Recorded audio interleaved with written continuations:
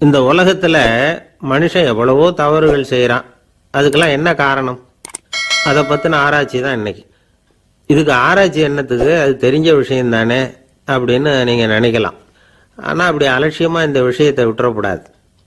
பொதுவா எல்லோரும் நினைக்கலாம் எது சரி எது தவறு அப்படின்னு தெரியாததுனால தான் மனுஷன் தப்பு பண்றான் அப்படின்னு. ஆனா அப்படி சொல்லிட முடியாது. மனுஷன் தெரிஞ்சே தான் தவறுகள் பண்றான். இப்போ உதாரணத்துக்கு ஒரு சாலையில இடது பக்கம் போக வேண்டிய ஒருத்தர் நடுக்கோட்டை தாண்டி வலது பக்கமா வண்டியை ஓடிட்டு போறாருன்னு வச்சுங்க. என்னப்பா இது தப்பு இல்லையா அப்படின்னு அவர்கிட்ட கேட்டா, அதெல்லாம் எனக்கு தெரியும், நீ உன் வேலையை பார்த்துட்டு போ அப்படிம்பார். வலது பக்கமா போறது தப்புன்னு தெரிஞ்சே தான் அவர் அப்படி செய்யறார், அப்படி போறார். பெரிய உத்தியோகத்தில் இருக்கிறவங்க கூட லஞ்சம் வாங்குறாங்க. அவங்களுக்கெல்லாம் லஞ்சம் வாங்குறது தப்புன்னு தெரியலன்னு அர்த்தம். திருடுறது தப்புன்னு தெரியாமலாம் மனுஷன் திருடுறான். நல்லாவே தெரியும். நீங்க வேணும்னா கேட்டு பாருங்க, வேற வழி இல்லை அதனால தான் திருடுறேன்பா. திருடுறது ஒரு புண்ணியமான காரியம்னு திருடனே கூட சொல்ல மாட்டான். திருடுறது தவறுங்கிறது திருடனுக்கு தெரியும் அப்படிங்கிறத விளக்கறதுக்காக ஒரு பெரியவர் ஒரு கதை சொன்னார். அதாவது 2 திருடர்கள் 2 பேரும் சேர்ந்து ஒரு வீட்டுக்கு போய் ஒரு 10,000 ரூபாயை திருடிட்டு வந்துடுறாங்க. ஒரு காட்டு வழியா வந்துகிட்டு இருக்கிறாங்க. இன்னும் விடியல. 2 பேருக்கும் தூக்கம் கண்ணை சுத்துது. சரி, இப்படியே ஒரு மரத்தடியில் படுத்து தூங்குவோம், காலையில் விடிஞ்சதும் இந்த பணத்தை 2 பேரும் பங்கு போட்டுக்குவோம் அப்படின்னு முடிவு பண்றாங்க. அதே மாதிரி படுத்து தூங்குறாங்க. நடு ராத்திரியில ஒரு திருடன் முழிச்சுக்கிறான். விடிகிற வரைக்கும் காத்துக்கிட்டு இருந்தா 5,000 ரூபா தான் கிடைக்கும், இப்பவே கம்பி நீட்டினா 10,000 ரூபா கிடைக்கும் அப்படின்னு யோசிச்சு பார்த்துட்டு ஒரு முடிவுக்கு வந்தான். மெதுவா அந்த 10,000த்தையும் சுருட்டிக்கிட்டு அடுத்தவனுக்கு தெரியாம ஓடி போயிட்டான். விடியுது. அடுத்தவன் எழுந்திரிச்சு பாக்குறான். பணத்தையும் காணல, பாகஸ்தனையும் காணல. இந்த திருடன் அந்த திருடனை திட்டுறான். திருட்டு பய, அயோக்கிய பய, இப்படி அநியாயமா கிளப்பிட்டு போட்டானே அப்படிங்கிறான். இதுல இருந்து என்ன தெரியுது? தெரியாம எடுத்துக்கிட்டு போறது திருட்டு, அயோக்கியத்தனம், அநியாயம் அப்படிங்கிறது இவனுக்கு தெரிஞ்சிருக்குது. அதனாலதான் அடுத்தவனை பார்த்து இப்படி திட்டுறான். அதனால தெரியாததுனால மனுஷன் தவறு பண்றான்னு சொல்றது சரியில்லை. அப்படின்னா மனுஷன் பண்ற தவறுகளுக்கு உண்மையான காரணம் தான் என்ன? இதே சந்தேகம் அர்ஜுனனுக்கும் வந்துதான். அதனாலதான் அவன் பகவானை பார்த்து கேட்கறான். மனுஷன் தன் விருப்பத்துக்கு விரோதமா ஏதோ ஒரு சக்தியினால பலாத்காரமா இழுக்கப்பட்டது மாதிரி பாவம் பண்றானே, அந்த சக்தி என்ன அப்படின்னு கேட்கறான். இதுக்கு பகவான் பதில் சொல்றார். காமமும் குரோதமும் தான் அந்த சக்திகள், அதாவது ஆசையும் சினமும். இது 2ம் உன்னுடைய எதிரிகள் அப்படிங்கிறத புரிஞ்சுக்கோ அப்படிங்கிறார். இன்னமும் நுணுக்கமா பார்த்தா காமத்தினுடைய மறு உருவங்கள் தான் குரோதமும் லோபமும். ஆசை நிறைவேறலன்னா குரோதம், அதாவது கோபம். ஆசை நிறைவேறிட்டதுன்னா லோபம், அதாவது பேராசை. பாவத்தை கண்ட்ரோல் பண்ணணும்னா அதுக்கு மெயின் சுவிட்ச் எது அப்படிங்கிறது இப்பதான் தெரியுது. அதுக்கு மனுஷன் தெரிஞ்சே தான் தவறு பண்றான் அப்படின்னு பேசிக்கிட்டோமே. அதுக்கு ஒரு உதாரணம். ஒரு ஆளு ஹோட்டல்ல சாப்பிட போனான். சாப்பிட்டு முடிச்சான். எழுந்திரிச்சு முதலாளிகிட்ட பில்லை கொடுத்தான். காசை கொடுக்கல. முதலாளி பணம் கொடுன்னு கேட்டார். இவன் என்கிட்ட பணம் இல்லைன்னா. முதலாளி கொஞ்சம் கூட அலட்டிக்கல. உள்ளே இருந்து ஒரு ஆளை கூப்பிட்டார். இவனை கூப்பிட்டுட்டு போய் இட்லி மாவு ஆட்ட சொல்லுன்னார். இவனும் கவலைப்படாம உள்ள போயிட்டான்.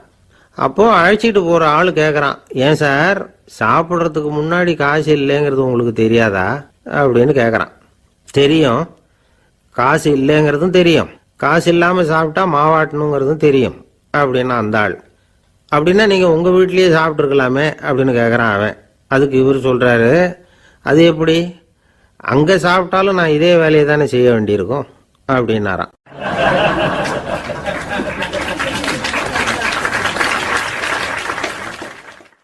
நம்மள மாதிரி ஒரு ஆசாமி அவன் நம்மள மாதிரியே கற்பனை பண்ணான். அதாவது நாம தான் இந்த உலகத்துல ரொம்பவும் கஷ்டப்படுறோம், மற்றவங்க எல்லாம் சந்தோஷமா இருக்கிறாங்க அப்படின்னு அவன் நினைச்சுக்கிட்டான். அவன் ஒரு நாள் கடவுளை வேண்டிக்கிட்டானான். சுவாமி, இந்த உலகத்துல எவ்வளவோ பேர் இருக்கிறாங்க, ஒவ்வொருத்தருக்கும் ஒவ்வொரு விதமான கஷ்டம் இருக்கலாம், ஒத்துக்கிறேன். இருந்தாலும் எனக்கு அது கொஞ்சம் அதிகமா இருக்கிறது மாதிரி தெரியுது. அதனால நீங்க எனக்காக ஒரு சின்ன உதவி செஞ்சா போதும். அது வேற ஒண்ணும் இல்லை, என்கிட்ட இருக்கிற துயரங்களை இன்னொருத்தர் யாருக்கிட்டையாவது கொடுத்துருங்க, அவர்கிட்ட இருக்கிற துயரங்களை என்கிட்ட மாத்தி கொடுத்துருங்க. ஒரு மியூச்சுவல் டிரான்ஸ்ஃபர், அவ்வளவுதான். அப்படி பண்ணிவிட்டா போதும் அப்படின்னு வேண்டிக்கிட்டானான். அன்னைக்கு ராத்திரியே அவன் ஒரு கனவு கண்டிருக்கான். வானத்திலிருந்து ஒரு குரல் கேட்டிருக்கு. அது என்ன சொல்லிச்சு தெரியுமா? ஏ ஜனங்களே, எல்லாரும் அவங்கவுங்க கஷ்டங்களை ஒரு பையில போட்டு எடுத்துக்குங்க. அப்படி எடுத்துக்கிட்டு நேராக இந்த ஊர் எல்லையில் இருக்கிற கோயிலுக்கு வந்து சேருங்க அப்படின்னு அந்த குரல். ஆஹா, கடவுள் நம்ம பிரார்த்தனைக்கு செவி சாய்ச்சுட்டார் அப்படின்னு சந்தோஷப்பட்டான் இவன். உடனே என்ன பண்ணான், தன்கிட்ட இருந்த கஷ்டத்தையெல்லாம் ஒரு சாக்கு பையில போட்டு எடுத்துக்கிட்டான். வீட்டை விட்டு வெளியில் வந்தான். தெருவில் இறங்கி நடக்கிறான். அங்கே பார்த்தா ஏகப்பட்ட பேர் ஆளுக்கு ஒரு பையை தூக்கிக்கிட்டு கோயிலுக்கு போய்கிட்டு இருக்கிறாங்க. சில பேர் மூட்டையாக கட்டி தலையில் சுமந்துக்கிட்டு போய்கிட்டு இருக்கிறாங்க. இவன் பார்த்தான். இவனுக்கு ரொம்ப ஆச்சரியமாக இருந்தது. ஏன்னா எல்லாரும் வச்சிருக்கிற பை இவன் பையை விட பெருசாக இருந்தது. இவன் பை தான் இருக்கிறதுலையே கொஞ்சம் சின்னதாக தெரிஞ்சுது. இப்போ அவன் மறுபடியும் சாமியை வேண்டிக்கிட்டான். கடவுளே, இப்போ உள்ள சூழ்நிலையை கவனிச்சா என்கிட்ட இருக்கிற பையே பரவாயில்லன்னு தோணுது. அதனால் வேற பை எதையும் மாற்ற வேணாம், இதுவே பரவாயில்ல, இந்த பையோட திரும்பி வீட்டுக்கு போனால் போதும்னு நினைக்கிறேன் அப்படின்னு எதோ நினைக்க ஆரம்பிச்சுட்டான் அவன். எல்லாரும் கோயிலுக்கு போய் சேர்ந்தாங்க. கோயிலில் அந்த குரல் மறுபடியும் கேட்டுது. எல்லாரும் அவங்கவுங்க பைகளை சுகத்தில் தொங்க விடுங்க. திடீர்னு விளக்குகள் அணையும், மணி அடிக்கப்படும், அதுதான் அடையாளம். அந்த சமயத்தில் இருட்டில் உங்களுக்கு வேண்டிய பையை நீங்கள் மாற்றி எடுத்துக்கலாம், தேர்ந்தெடுத்துக்கலாம். வெளிச்சம் இருக்கிறப்பவே உங்களுக்கு பிடிச்ச பைக்கு பக்கமாக பார்த்து நீங்கள் நின்றுக்கலாம் அப்படின்னு சொல்லி விவரம் சொல்லிச்சான் அந்த குரல். அப்படி சொன்னதுக்கு அப்புறம் திடீர்னு விளக்கு அணைஞ்சுது, மணி அடிச்சுது. கொஞ்ச நேரம் கழித்து மறுபடியும் விளக்குகள்லாம் எரிஞ்சுது. இப்போ பார்த்தா எல்லாரும் அவங்கவுங்க பையையே கெட்டியாக பிடிச்சிட்டு நிற்கிறாங்க. இவனும் அப்படியே நிற்கிறான். இவன் மெதுவாக பக்கத்தில் நிற்கிறவங்ககிட்ட கேட்டானா, ஏன் நீங்கள் பையை கையிலேயே வச்சுருக்கிறீங்க, செவுத்தில் மாட்டலையா அப்படின்னு கேட்டிருக்கான். இல்லைப்பா, நீ ஏன் கையிலேயே வச்சிருக்கிறியோ அதே காரணத்துக்காக தான் நாங்களும் வச்சிருக்கிறோம். நம்ம கவலைகளை பற்றி நமக்கு ஓரளவுக்காவது தெரியும். ஆனால் மற்றவங்க கவலைகள் நமக்கு பரிச்சயம் இல்லாதவை, பழக்கம் இல்லாதது. அதனால் நமக்கு தெரிஞ்ச கவலைகளை சமாளிக்கிறது சுலபம். தெரியாததை சமாளிக்கணும்னா மறுபடியும் ஆரம்பத்திலேருந்து ஆரம்பிக்கணும். அதனால் பழைய நண்பர்களோடு வாழறது தான் மேல் அப்படின்னு ஆனான். அதுக்கப்புறம் அவன் தன்னோட பையே போதும்னு வீட்டுக்கு திரும்பி வந்துட்டானான். இது ஒரு பெரியவர் சொல்லியிருக்கிற கதை. அதனால் நம்மகிட்ட இருக்கிற கஷ்டங்கள் தான் பெருசு, அதை இன்னொருத்தங்கிட்ட கொடுத்துட்டு மாற்றிக்கலாம் அப்படின்னு நினைக்கிறது தப்பு. இதே மாதிரி இன்னொரு சம்பவம். ஒரு ஊரில் ஒரு நாள் ராத்திரி ஆகாயத்திலிருந்து கடவுள் குரல் கேட்குது.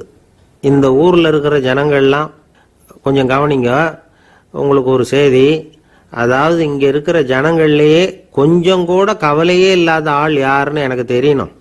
அதனால் எல்லாரும் அவங்கவுங்க கவலைகளை ஒரு பையில் போட்டு எடுத்துக்கிட்டு கோயிலுக்கு வாங்க அப்படின்னார் கடவுள். உடனே வரிசையாக எல்லாரும் வர ஆரம்பித்தாங்க. எல்லார் கையிலையும் பை இருந்தது, சின்னதும் பெருசுமா. கவலையே இல்லாத ஆள் யாருன்னு தேடினார் கடவுள். ஒரே ஒரு ஆள் மட்டும் கையில் எதுவும் இல்லாமல் வெறும் கையை வீசிக்கிட்டு ரொம்ப ஜாலியாக நடந்து வந்துக்கிட்டு இருந்தான். கடவுள் அவங்ககிட்ட போனார். ஏன்பா, உனக்கு கவலையே இல்லையா அப்படின்னு கேட்டார். எனக்கும் சில கவலைகள்லாம் உண்டு அப்படின்னு அவன். எங்கே அதெல்லாம்னு கேட்டிருக்கார் கடவுள். பின்னாடி லாரியில் வந்துக்கிட்டு இருக்கு அப்படின்னு அவன்.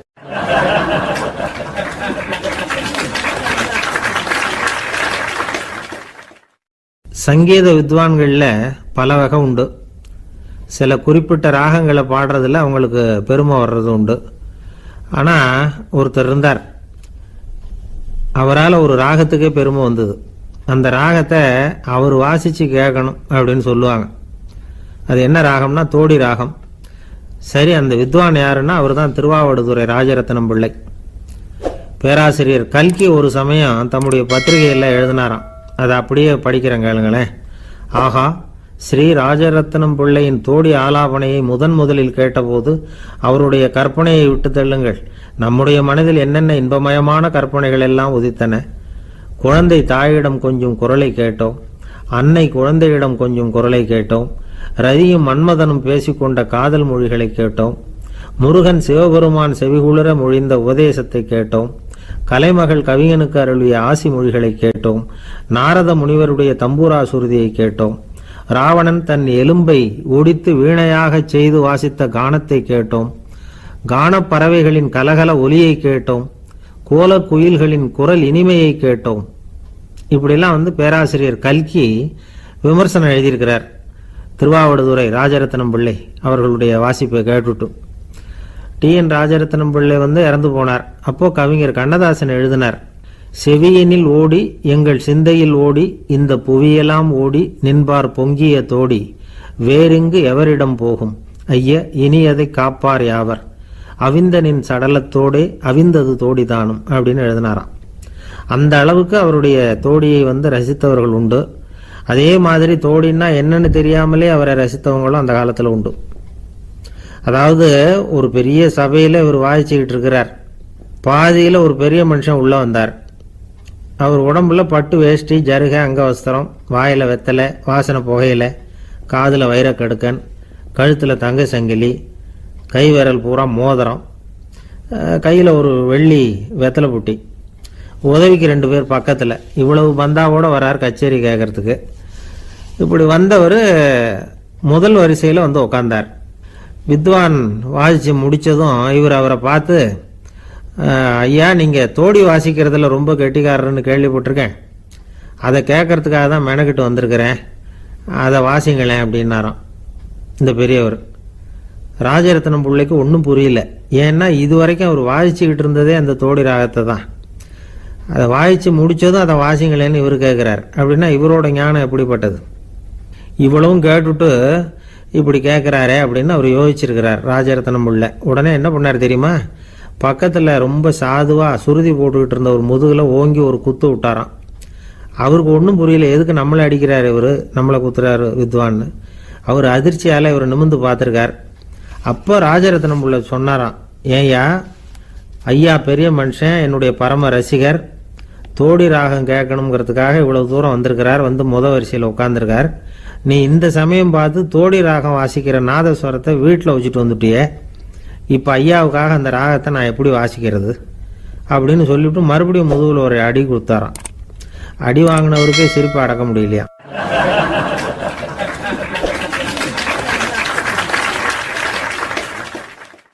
ஒரு மனுஷனை பார்த்து என்கிட்ட வாலாட்டாதே அப்படின்னு சொன்னா அவன் நம்மகிட்ட ஏதோ வம்புக்கு வர்றான்னு அர்த்தம்.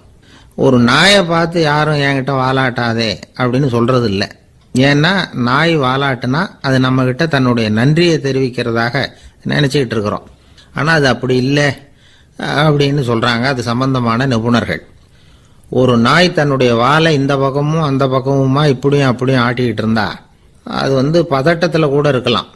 நாய் நட்பா இருந்தாலும் வாலாட்டும், ஆத்திரத்தில் இருந்தாலும் வாலாட்டும், கோபத்தில் இருந்தாலும் வாலாட்டும், குழப்பத்தில் இருந்தாலும் வாலாட்டும், மகிழ்ச்சியா இருந்தா கூட அது வாலாட்டும். அதை நாம் தப்பா புரிஞ்சுக்கிட்டு அதுகிட்ட போய் மாட்டிக்க கூடாது. நாயை பத்தி எனக்கு நல்லா தெரியும் அப்படின்னு சொல்றவங்க கூட அதுகிட்ட கடி வாங்கிட்டு நிக்கிறது உண்டு. நிபுணர்கள் என்ன சொல்றாங்க தெரியுமா? எப்பவுமே நாய்கள் திடீர்னு கடிச்சு விடுறது இல்ல, கடிக்கிறதுக்கு முன்னாடி சில அறிகுறிகளை காட்டும். அதை சரியா புரிஞ்சுக்கிட்டோம்னா தப்பிச்சுக்கலாம். ஒரு வீட்டுக்கு போறீங்க, அங்க புதுசா ஒரு நாயை பாக்குறீங்க, உடனே அதுகிட்ட போய் குனிஞ்சு சிரிச்சுக்கிட்டே அது தலையில தட்டுறீங்க. இது ரொம்ப தப்பான். ஒரு நாய் இன்னொரு நாயை நேருக்கு நேரு பார்த்து பல்ல காட்டுனா அது தன்னுடைய தன்முனைப்பை காட்டுதுன்னு அர்த்தமா. உன்னை விட நான் பெரியவன் அப்படின்னு சொல்லுதுன்னு அர்த்தம். அதனால நீங்க அது மாதிரி கிட்ட போய் சிரிக்கிறோம் அப்படின்னு நினைச்சுக்கிட்டு பல்ல காட்டினா உங்களையும் எதிரியா நினைச்சிரும். இன்னொரு விஷயம் என்னன்னா, தலையில தட்டுனா நாய்க்கு பிடிக்காது. அது தன்னை அடக்கிறதாகவும் அச்சுறுத்துறதாகவும் நினைச்சுக்கிட்டு இருக்கும். சரி, அப்படின்னா புதுசா ஒரு இடத்துல அல்லது வீட்டில் நாய்க்குட்டியை பார்த்தா என்ன பண்றது?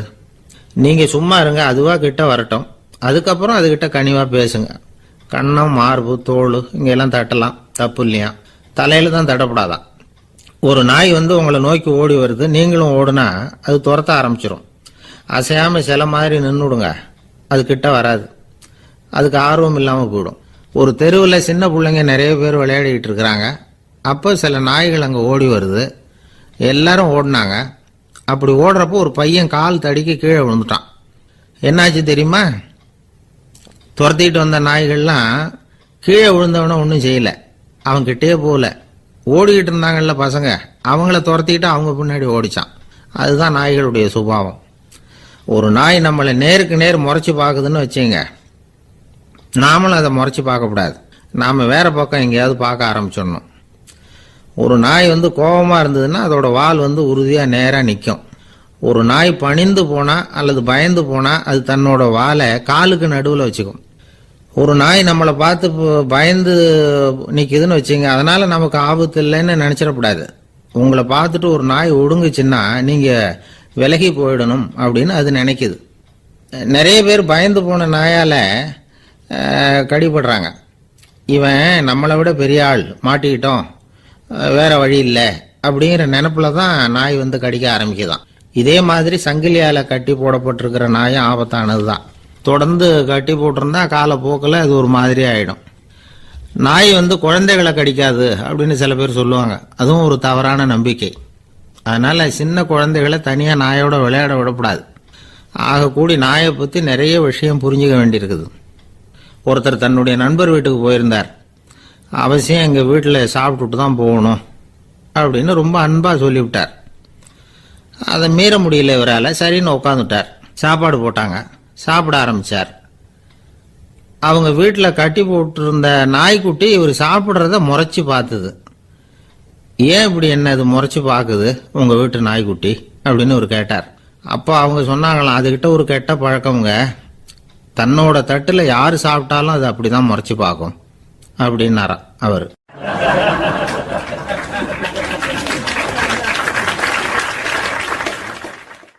அசோக மன்னர் வந்துகிட்டு இருக்கார். அவருடைய ஆலோசகர்கள் எல்லாம் பக்கத்தில் வந்துகிட்டு இருக்கிறாங்க. அந்த சமயத்தில் எதிரில் ஒரு புத்த பிக்ஷு வர்றார். அசோகர் பார்க்குறார். ஓடி போய் அவர் காலில் விழுந்து வணங்குறார். அசோக மன்னரின் தலை அந்த புத்த துறவியின் பாதத்தில் பட்டுக்கிட்டு இருக்கு. பக்கத்தில் நின்றுகிட்டு இருந்த அமைச்சருக்கு இது ரொம்ப சங்கடமாக போச்சு. ரொம்ப வருத்தப்பட்டார்.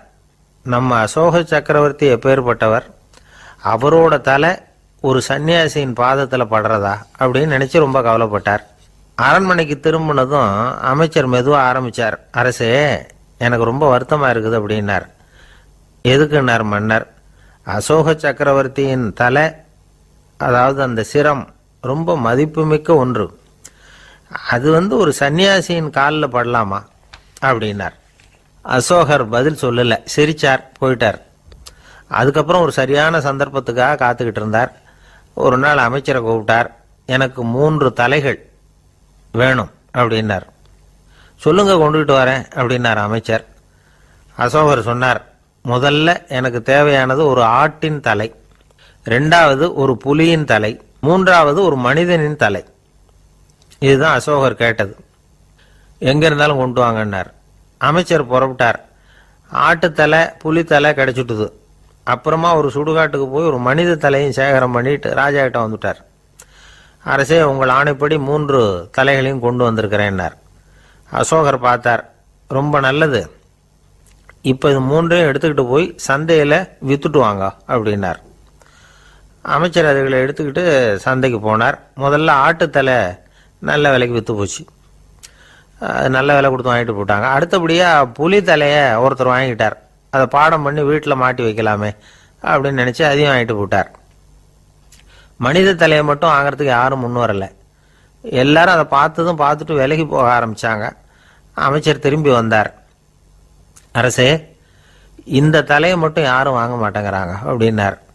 சரி, பரவாயில்ல, இதை வந்து இலவசமாகவே இனாமாவே யாருக்கிட்டையாவது கொடுத்துட்டு வந்துருங்க அப்படின்னார். அமைச்சர் மறுபடியும் சந்தைக்கு போனார். இதை இலவசமாக தரேன், இதை வாங்கிக்கோங்க அப்படின்னார். அப்பவும் அதை யாரும் வாங்கிக்கிறதுக்கு தயாராக இல்லை. மறுபடியும் திரும்பி வந்து மன்னர்கிட்ட விவரத்தை சொன்னார். இப்போ மன்னர் சொல்றார், அமைச்சரே, உயிர் இருக்கிற வரைக்கும் தான் இந்த தலைக்கு மதிப்பு. ஜீவன் போனதுக்கு அப்புறம் அதோட மதிப்பும் போயிடுது. அதனால மதிப்பு இருக்கும் பொழுதே பெரியவர்கள் பாதம் பணிந்து அந்த புனிதத்தை வந்து பெற்றுக்கொள்ளணும் அப்படின்னார். பணிவுங்கிறது வேற, அடிமைத்தனம்ங்கிறது வேற. பெரியவர்களை பணிவது நமக்கு பெருமை தரக்கூடிய விஷயம். இதை வந்து மனசில் வச்சுக்கிட்டு எப்போ காலில் விழணும், எப்போ காலில் விழக்கூடாது அப்படிங்கிறத முடிவு பண்ணிக்கணும். ஒரு சாதாரண ஆள் நடந்து வந்துக்கிட்டு இருந்தார். எதிரில் வந்த ஒரு பெரிய மனுஷன் ஓடி போய் அவர் காலில் விழுந்து தன்னுடைய தலையை அவர் பாதத்தில் கொண்டு போய் வச்சார். கொஞ்ச நேரம் கழித்து எழுந்திரிச்சு வந்துட்டார். வந்த பிறகு இவரை கேட்டேன், ஏன் திடீர்னு ஓடி போய் அந்த ஆளு காலில் விழுந்தீங்க அப்படின்னு. அவர் போட்டிருக்கிறது என்னோட காணாம போன செருப்பான்னு கண்டுபிடிக்கிறதுக்காக அப்படி விழுந்தேன் அப்படின்னார்.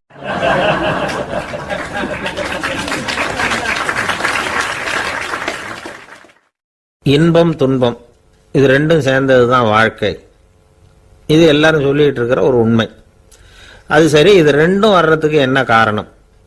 துறவி ஒருத்தர் யோசிச்சு பார்த்திருக்கார். இன்ப துன்பம் தோன்றுவதற்கு முக்கியமா 6 காரணங்கள் உண்டு அப்படிங்கிறார் அவர். அது என்னங்கிறத நாமளும் தெரிஞ்சு வச்சுக்குவோமே. இப்ப முதல் காரணம் சுயநலம். ஒரு தாயார் தன்னுடைய சுயநலம் கருதி தன்னுடைய மகன் இன்பமா இருக்கணும்னு ஆசைப்படுறாங்க. மகனும் அப்படியே ஆசைப்படுறான். அதனால தாயாரின் இன்ப துன்பங்களை பார்த்துட்டு மகனும் இன்ப துன்பம் அடையறான். அந்த அம்மாவுக்கும் அதே நிலைமை தான். 2வது காரணம் உறவு. நான் துறவியான பிறகு கூட உறவுங்கிற காரணத்தினால தான் தாயாருடைய சுக துக்கங்களை கண்டு நானும் சுக துக்கம் அடைகிறேன். என் தாயாருடைய நிலைமையும் இதுதான் அப்படிங்கிறார் ஒரு துறவி. 3வது காரணம் என்னன்னா அறிமுகம். எனக்கு அறிமுகமான ஒருத்தரை ரயில் நிலையத்தில் சந்திக்கிறேன். அவர் தன்னுடைய பணப்பையை எங்கேயோ தொலைச்சு விட்டு வருத்தப்பட்டு இருக்கிறார். நானும் வருத்தப்படுறேன். அந்த சமயத்தில் யாரோ ஒருத்தர் இதுதானே அவங்க பணப்பை அப்படின்னு சொல்லி கொண்டாந்து நீட்டுறார். பணப்பையை தொலைச்சவர் சந்தோஷப்படுறார். நானும் சந்தோஷப்படுறேன். இது அந்த துறவி சொல்ற அனுபவம். 4வது காரணம் என்னன்னா கருணை. எனக்கு முன்னே பின்ன தெரியாத ஒருத்தனை யாரோ ஒருத்தன் அடிச்சு காயப்படுத்தி போடுறான். கருணை காரணமா நான் அதுக்காக துக்கப்படுறேன். 5வது காரணம் எதையும் நம்புறது. ஒரு பசுமாட்டை ஒரு முரணை அடிச்சுக்கிட்டு இருக்கிறான் அப்படின்னு ஒருத்தர் நம்மகிட்ட சொல்றாருன்னு வைங்க, உடனே நான் துக்கப்படுறேன். இன்னொருத்தர் அந்த முரணனை போலீஸ்காரங்க பிடிச்சிட்டு போயிட்டாங்கன்னு சொல்லி சொல்றாரு. நான் உடனே சந்தோஷப்படுறேன். 3வதா ஒருத்தர் முதல் 2 பேரும் சொன்னது பொய்யுங்கிறார். அப்ப நான் இன்ப துன்பம் ரெண்டுமே இல்லாம நிம்மதியா இருக்கிறேன். இது ஒரு விதம். அடுத்தது 6வது காரணம் என்னன்னா தன்மயமாகுதல். ஒரு நாவல் படிச்சுக்கிட்டு இருக்கிறோம். அதுல வர்ற பாத்திரங்களோட நாம ஒன்றி போயிடுறோம். அதுல வர்ற பாத்திரங்கள் சிரிச்சுதுன்னா நாமளும் சிரிக்கிறோம், அது அழுதுன்னா நாமளும் அழறோம். அதெல்லாம் அந்த துறவி சொல்ற அனுபவ உண்மைகள். இன்ப துன்பம் இது ரெண்டும் தோன்றுவதற்கு சுயநலம், உறவு, அறிமுகம், கருணை, எதையும் நம்புறது, தன்மயமாகிறது, இது எல்லாம் தான் முக்கிய காரணம் அப்படின்னு அவர் சொல்றார். ஆக கூடி ஒட்டு மொத்தமா யோசனை பண்ணி பார்த்தா பிற பொருள்கள் மீது பற்றுதல் காரணமா தான் நாம இன்ப துன்பம் அடையிறோம் அப்படிங்கிறத புரிஞ்சுக்க முடியுது. மனுஷன் இன்ப துன்பம் அடையறதுக்கு 7வது காரணம் கூட ஒன்று உண்டு அப்படின்னு சொல்லிட்டே வந்தார் ஒருத்தர். அது என்ன அப்படின்னு கேட்டோம். அதுதான் சார் இந்த நீங்க சொல்லிட்டு வர்ற இன்று ஒரு தகவல்னார். எப்படி சொல்றீங்கன்னு கேட்டோம். இன்று ஒரு தகவல் கேட்க ஆரம்பிக்கிறப்போ மனசுல இன்பம், ஆரம்பிச்ச உடனே இது ஏற்கனவே கேட்ட சமாச்சாரமாச்சே அப்படின்னு நினைக்கிறப்போ துன்பம் அப்படின்னு அதுக்கு ஒரு விளக்கம் கொடுத்தார் அவர்.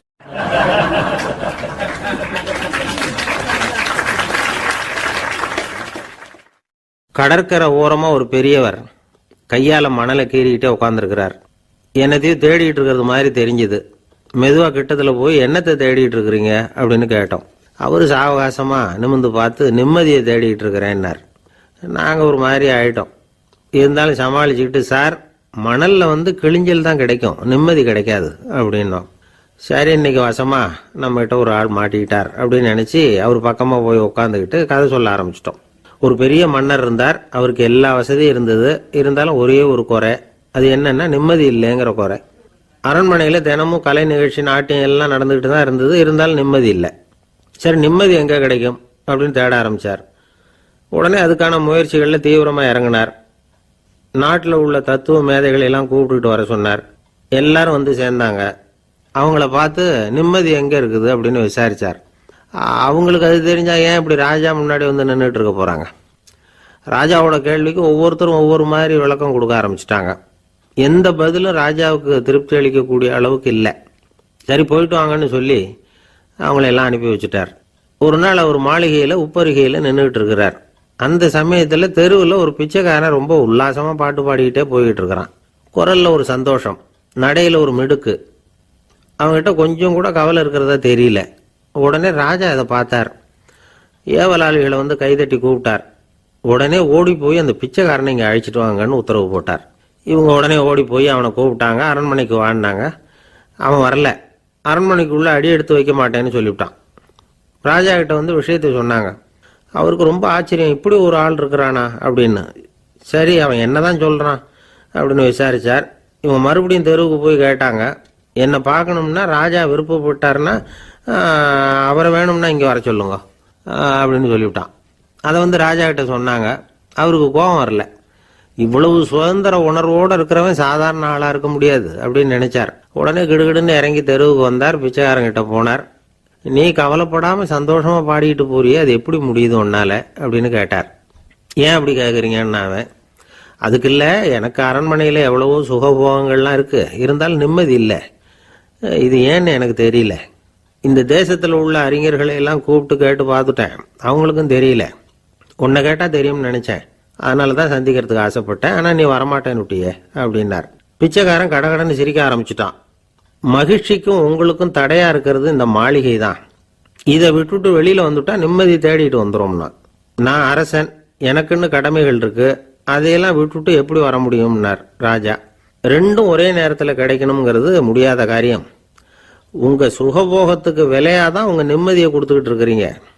என்ன பாருங்க, என்கிட்ட எதுவும் இல்லை, அதனால எதுவும் போயிடுமோங்கிற பயமும் இல்லை, நிம்மதியா இருக்கிறேன் அப்படின்னா அவன். ராஜா உடனே சந்தோஷப்பட்டு தன்னுடைய மேலங்கியை எடுத்து அவனுக்கு பரிசா கொடுத்தாரான். அவன் சிரிச்சுக்கிட்டே அதை வாங்க மாட்டேன்னு விட்டானான். இதை நீங்க எனக்கு கொடுக்கறதுனால எந்த பயனும் இல்லை, அதே நேரத்தில் அதை வாங்கிக்கிட்டேன்னா அடுத்த வினாடியிலிருந்து அதை எப்படி காப்பாத்துறதுங்கிற கவலை எனக்கு வந்து சேர்ந்துடும், அப்புறம் தூக்கம் வராது, நிம்மதி போயிடும் அப்படின்னானா. சொல்லிவிட்டு அவன் பாட்டுக்கு சந்தோஷமா பாடிக்கிட்டே போயிட்டான். நிம்மதி எங்க இருக்குங்கிறதையும் ராஜா தெரிஞ்சுக்கிட்டார். அந்த இடத்துக்கு தன்னால போக முடியாதுங்கிறதையும் அவர் புரிஞ்சுக்கிட்டார். இப்படி இந்த கதையை அந்த கடற்கரையில மணலை கீறிக்கிட்டே உட்காந்துருந்தார அந்த பெரியவர்கிட்ட சொல்லி முடிச்சோம். அவர் முகத்துல ஒரு தெளிவு தெரிஞ்சது. எங்களை நிமிர்ந்து பார்த்தார். ரொம்ப நன்றிங்க, இப்ப எனக்கு தெரிஞ்சு போச்சு, நிம்மதி வேணும்னா அதுக்கு என்ன பண்ணணும்னு இப்ப நல்லா புரிஞ்சுக்கிட்டேன் அப்படின்னார். என்ன புரிஞ்சுக்கிட்டீங்கன்னு கேட்டோம். இனிமே இந்த பக்கம் வந்தா உங்க கண்ணுல படாத இடமா பார்த்து உட்காரணும்னு புரிஞ்சுக்கிட்டேன் அப்படின்னார்.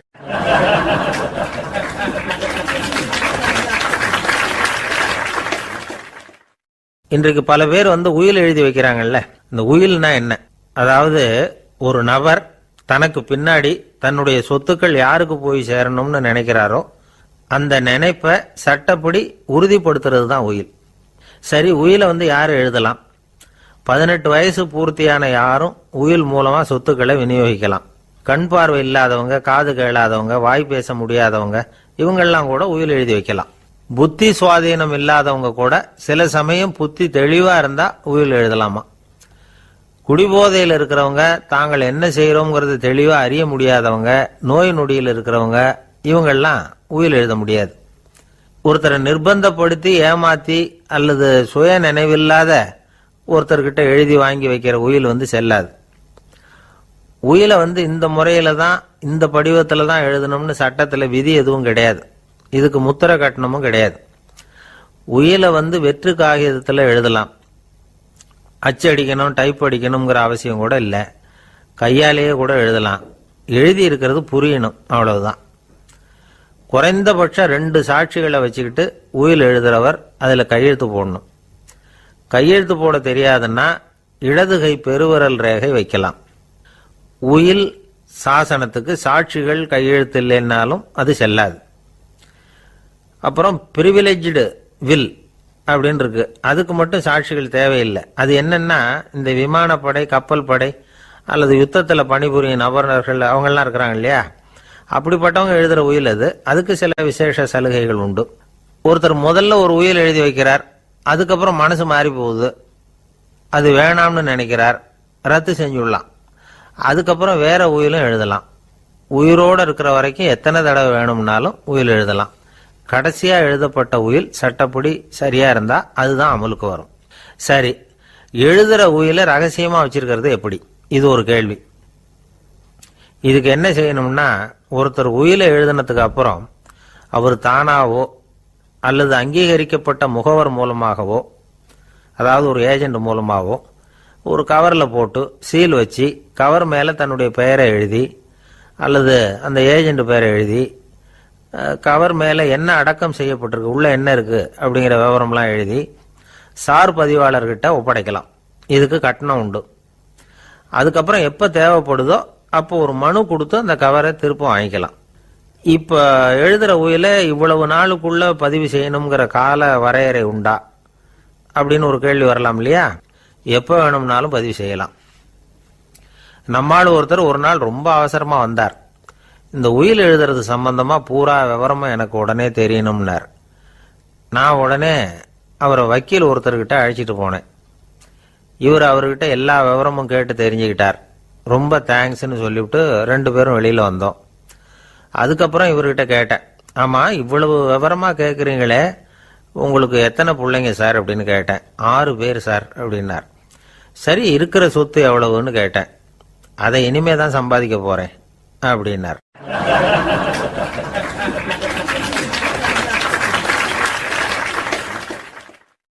வயிறு பசிக்குதேங்கிறது சிலரோட கவலை, வயிறு பசிக்க மாட்டேங்குதே அப்படிங்கிறது சில பேரோட கவலை. 2 விதமான கவலைக்கும் வயிறு தான் காரணமாக இருக்குது. வயிறு பசிச்சதுன்னா அது இயற்கை, வயிறு பசிக்கலைன்னா அது வியாதி. ஆனால் பசியையும் நாம் பசிப்பிணி அப்படின்னு தான் சொல்லுவோம். என்ன காரணம்? வியாதியை போக்க வேண்டியது எவ்வளவு முக்கியமோ அதை விட முக்கியம் பசியை போக்க வேண்டியது. ஒரு சமுதாயத்தில் பசிப்பிணியே இருக்கக்கூடாது, அதுதான் நல்ல சமுதாயம். பசியை போக்கணும்னா சாப்பாடு போடணும், பசியின்மையை போக்கணும்னா வைத்தியம்தான் பண்ணணும். இது சம்பந்தமாக எவ்வளவோ ஆராய்ச்சிகள் நடக்குது, நிறைய மருந்து கண்டுபிடிச்சிருக்கிறாங்க. நம்ம உடம்புல பசியை தூண்டக்கூடிய பகுதி எது, இதை முதல்ல தெரிஞ்சுக்கணும் இல்லையா? நாம் சாப்பிட்ற ஆகாரம் செரிக்கிறதுக்கு எது காரணம் தெரியுமா? நம்ம மூளையோட பின்பகுதி தான் அதுக்கு காரணமாக இருக்குதாம். மூளையின் பின்பகுதியில் நரம்பு செல்களால் ஆன 2 வகையான ஆரக்சின்கள் தான் பசியை உண்டாக்குது அப்படின்னு கண்டுபிடிச்சிருக்கிறாங்க. 2 ஆய்வாளர்கள் இதை கண்டுபிடிச்சிருக்காங்க.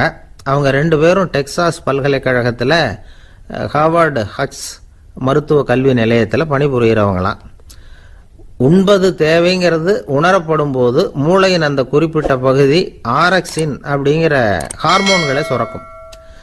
அது பசி உணர்வை தூண்டும் அப்படிங்கிறது தான் அந்த ஆய்வாளர்களின் கண்டுபிடிப்பு. இந்த ஆரக்சின் வேற சில உயிரினங்கள்லேயும் உண்டு. இப்போ எலிகளில் கூட இது இருக்குது. அதனால் எலிகளை வச்சு இது சம்பந்தமாக ஆராய்ச்சி பண்ணாங்க. எலிகள் உடம்புல ஆரக்சினை செலுத்தி பார்த்தாங்க. உடனே என்னாச்சு தெரியுமா? அந்த எலியெல்லாம் பசியால் துடிக்க ஆரம்பிச்சுட்டுது. எதையாவது தின்னு பசியை தீர்த்தா போதுங்கிற அளவுக்கு அந்த எலிகள்லாம் அல்லாட ஆரம்பிச்சுட்டுது. இயல்பாக சாதாரணமாக அந்த எலிகள் எவ்வளவு சாப்பிடுமோ அது மாதிரி 8 முதல் 10 மடங்கு அதிகமான ஆகாரத்தை 1 மணி நேரத்துக்குள்ளே சாப்பிட்டு தீர்த்துட்டு தான். சில எலிகளின் மூளையில் இந்த ஆரக்சின் அளவை கட்டுப்படுத்தி பார்த்துருக்குறாங்க. உடனே என்னாச்சு தெரியுமா? அதெல்லாம் சாப்பாட்டை கண்டா முகத்தை திருப்பிட்டு போக ஆரம்பிச்சுட்டு தான். அந்த எலிகளுக்கு பசி எடுக்கலையா. இந்த ஆராய்ச்சியின் அடிப்படையில் பசியை எடுக்காமல் இருக்கிற மனிதர்களுக்கும் பசியை தூண்ட முடியும் அப்படின்னு சொல்லி ஆராய்ச்சியாளர்கள் தெரிவிச்சிருக்கிறாங்க. ஆக ஆரக்சின் தான் பசிக்கு காரணம்ங்கிறது தெரிஞ்சு போச்சு. சரி, இந்த ஆரக்சின் அப்படின்னா என்ன? அது ஒரு கிரேக்க சொல். அதுக்கு பசின்னு அர்த்தம். நம்ம ஆளுங்களுக்கெல்லாம் பசியை தூண்டுறதுக்கு மருந்து தேவையில்லை, பசியை குறைக்கிறதுக்கு தான் மருந்து தேவை. ஒரு அம்மா டாக்டரை தேடி வந்தாங்களாம். டாக்டர், எங்கள் வீட்டுக்காரருக்கு திடீர்னு அகோர பசி, நிறைய சமைச்சு போடுறேன், அவ்வளவையும் சாப்பிட்டுட்டு கீழே கிடக்கிற குப்பை கூலங்களையும் எடுத்து சாப்பிட ஆரம்பிச்சுடுறார், இது என்னன்னு கவனித்து பாருங்க அப்படின்னாங்களாம். எவ்வளவு நாளாக அப்படி இருக்குதுன்னு கேட்டிருக்காரு டாக்டர். 1 வாரமாக அப்படி இருக்குதுன்னாங்களாம். இவ்வளவு நாளாக ஏன் சும்மா இருந்தீங்க, ஆரம்பத்திலே இங்கே அழைச்சிட்டு வர வேண்டியது தானே அப்படின்னாரான் டாக்டர். அது ஒன்றும் இல்லை டாக்டர், வீடு பூரா சுத்தமாகட்டுமேன்னு பார்த்துக்கிட்டு இருந்தேன் அப்படின்னாங்களாம் அந்த அம்மா.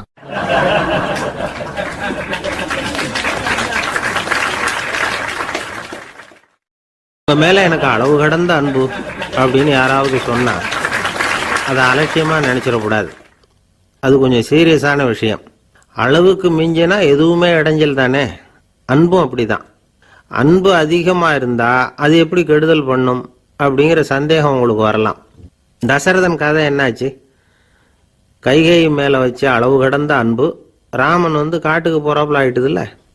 தசரதன் எப்பேற்பட்ட அரசன். விஸ்வாமித்திரர் சொல்றார், என்ன மாதிரி முனிவர்களுக்கும் தேவர்களுக்கும் ஏதாவது கஷ்டம் வந்தா முதல்ல முருகன் கிட்ட போவோம், அப்புறம் பரமசிவனை போய் பார்ப்போம், அதுக்கப்புறம் திருமால் கிட்ட போவோம், அப்புறம் பிரம்மன் இந்திரன் இவங்களெல்லாம் போய் பார்ப்போம், இவங்களால எல்லாம் முடியலன்னா கடைசியில் அயோத்திக்கு வருவோங்கிறார். உன்னை விட்டா வேற கதி உண்டோ அப்படின்னு தசரதனை பார்த்து விஸ்வாமித்திரரே சொல்றார்.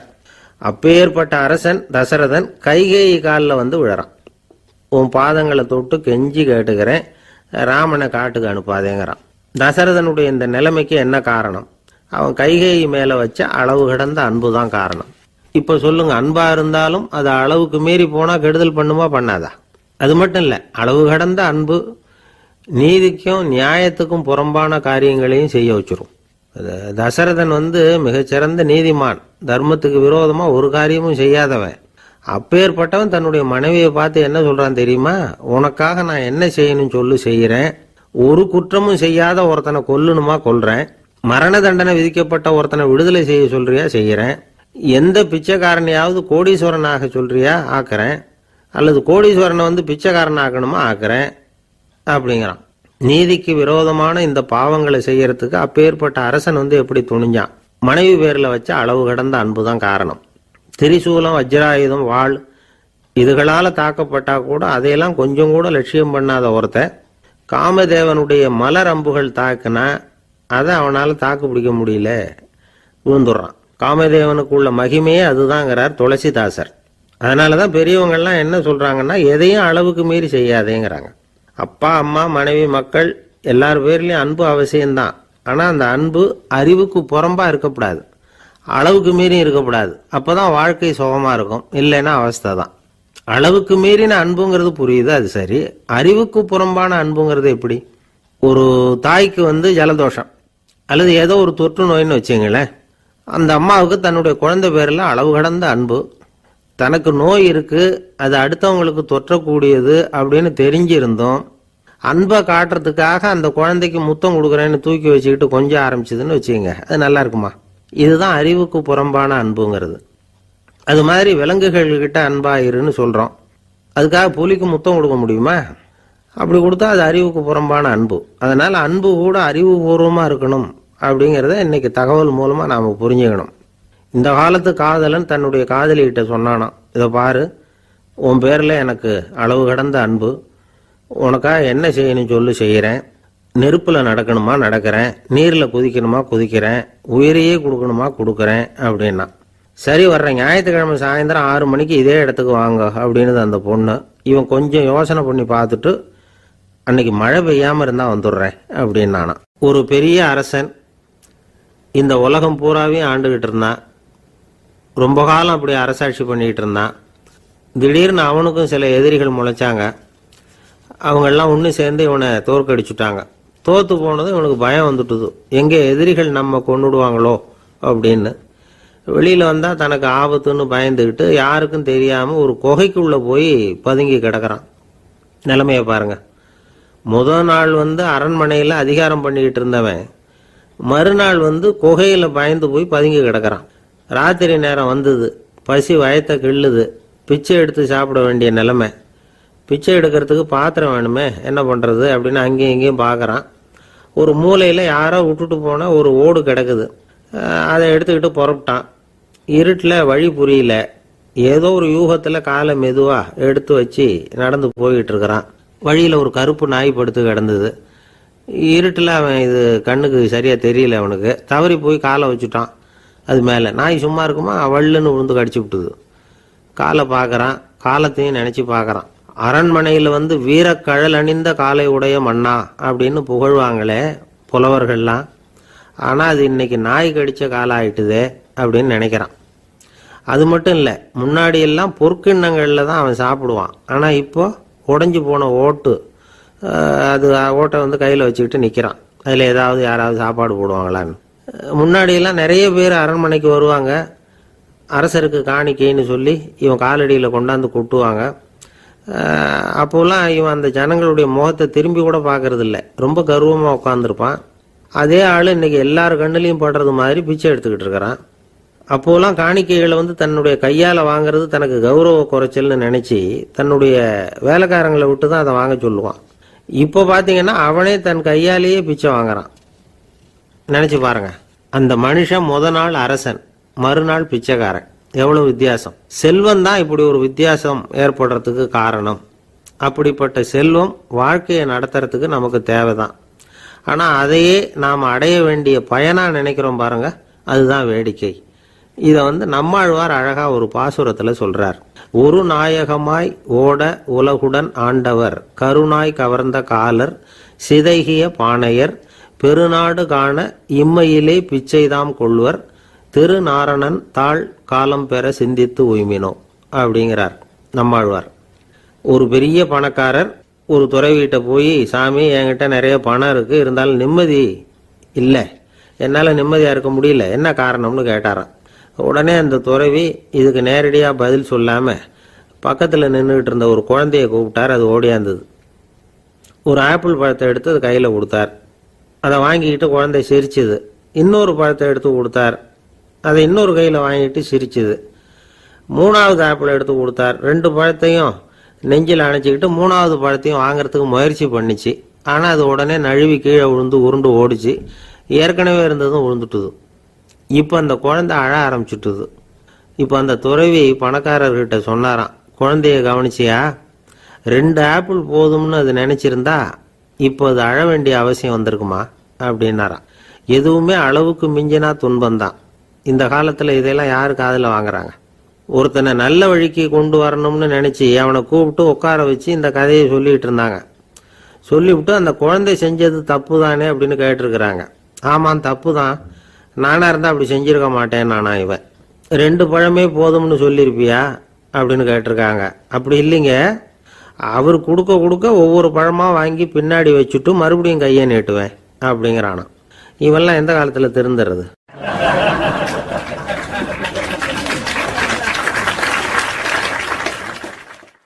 ஒரு பெரிய தத்துவ சிந்தனையாளர் இருந்தார், சுவாங்சு அப்படின்னு பேர்.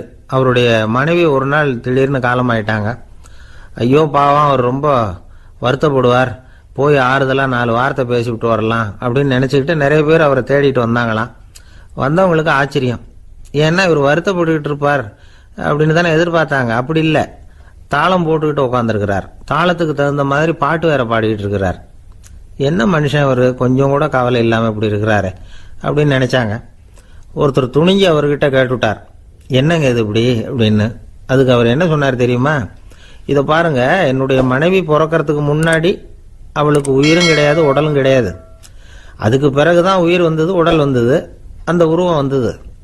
இப்போ என்ன ஆச்சு? அந்த உருவமும் உயிரும் போயிட்டுது, அவ்வளவுதானே. வந்தது போயிட்டுது. இளவேனில் காலம், இலையுதிர் காலம், பனிக்காலம், இப்படி பருவங்கள் மாறி மாறி வருது இல்லையா? அது மாதிரி பிறப்பும் இறப்பும் மாறி மாறி வருது. இது இயற்கை. இதுக்காக அழுதா அது எப்படி அப்படின்னாராம். ஞான தெளிவு அடைஞ்சவங்களுக்கு எல்லாமே சுகம்தான். திருவள்ளுவரும் அதைத்தான் சொல்றார், உறங்குவது போலும் சாக்காடு, உறங்கி விழிப்பது போலும் பிறப்பு.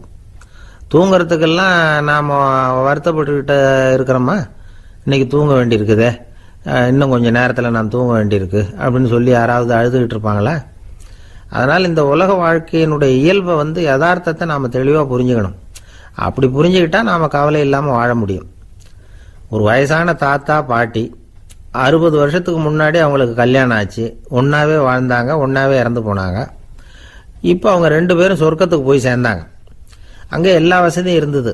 ஒரு பெரிய பங்களாவே இவங்களுக்கு ஒதுக்கி கொடுத்தாங்களாம். இதுக்கு எவ்வளவு வாடகைன்னு கேட்டார் தாத்தா. வாடகையெல்லாம் கிடையாது, இலவசம் அப்படின்னார் அங்கே இருந்தவர். அந்த வீட்டுக்கு பின்னாடி ஒரு பெரிய புல்வெளி இருந்தது. இதில் விளையாட ஏதாவது கட்டணம் உண்டான்னு கேட்டிருக்கார் தாத்தா.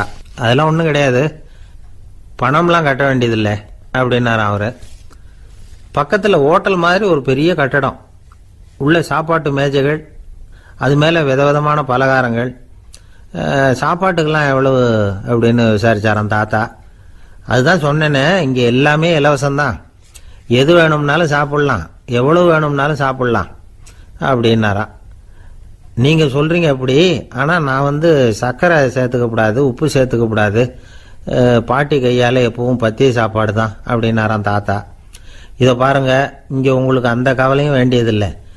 இங்கே நீங்கள் ஸ்வீட்டு சாப்பிட்லாம், காரம் சாப்பிட்லாம், உங்களுக்கு எந்த நோயும் வராது அப்படின்னாராம் அங்கே சொர்க்கத்தில் இருந்தவர். இதை கேட்ட உடனே அந்த தாத்தா பக்கத்தில் நின்ன பாட்டியை பார்த்து கத்தினாராம், அடி பாவி, எல்லாத்தையும் கெடுத்துட்டியே, நீ எனக்கு பத்திய சாப்பாடு போடாமல் கண்டதை திங்க விட்டுருந்தா 10 வருஷத்துக்கு முன்னாடியே நான் இங்கே சேர்ந்துருப்பேனே அப்படின்னாராம்.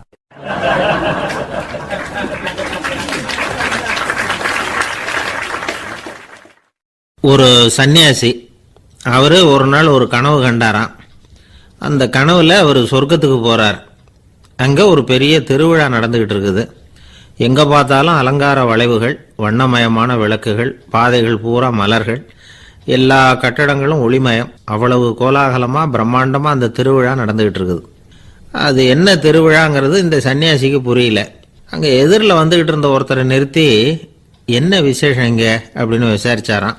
உனக்கு தெரியாத விஷயம், இன்னைக்கு இறைவனுக்கு பிறந்த நாள், அதை தான் எல்லாரும் சேர்ந்து கொண்டாடுறோம். இதுக்காக பிரம்மாண்டமான ஊர்வலம் ஒன்று வரப்போகுது. இறைவனே அந்த ஊர்வலத்தில் கலந்துகிறார் அப்படின்னார் அவர். உடனே அந்த சன்னியாசி ஒரு மரத்து நிழல்ல ஒதுங்கி நின்றுக்கிட்டார்.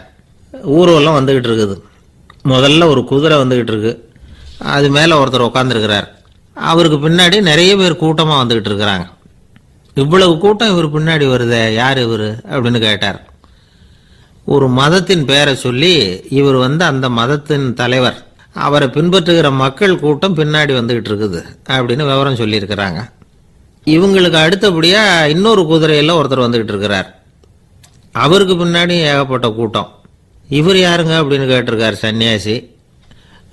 அங்கே இருக்கிறவங்க விவரம் சொல்லியிருக்கிறாங்க. இன்னொரு மதத்தின் பெயரை சொல்லி, இவர் அந்த மதத்தினுடைய தலைவர், அவர் வழியை பின்பற்றுகிறவர்கள் அவர் பின்னாடி கூட்டமாக வந்துகிட்டு இருக்கிறாங்க அப்படின்ட்டு இருக்காங்க.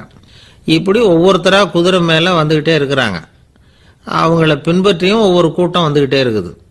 அந்த பெரிய ஊர்வலம் அது பாட்டுக்கு போய்கிட்டு இருக்குது. கடைசியாக அது முடிஞ்சது ரொம்ப நேரம் கழித்து. அதுக்கப்புறம் கொஞ்சம் நேரம் கழித்து ஒரு வயசான ஆள் குதிரை மேலே வந்துக்கிட்டு இருக்கிறார். ஆனால் அவருக்கு பின்னாடி யாருமே இல்லை. அவர் பரிதாபமாக தனியாக வந்துக்கிட்டு இருக்கிறார். அவர் அந்த ஊர்வலத்தை சேர்ந்தவரா இல்லையாங்கிறதே தெரியல. இவர் யார், இவர் ஏன் இப்படி தனியாக வந்துக்கிட்டு இருக்கிறார் அப்படின்னு கேட்டிருக்கார் அந்த சன்னியாசி.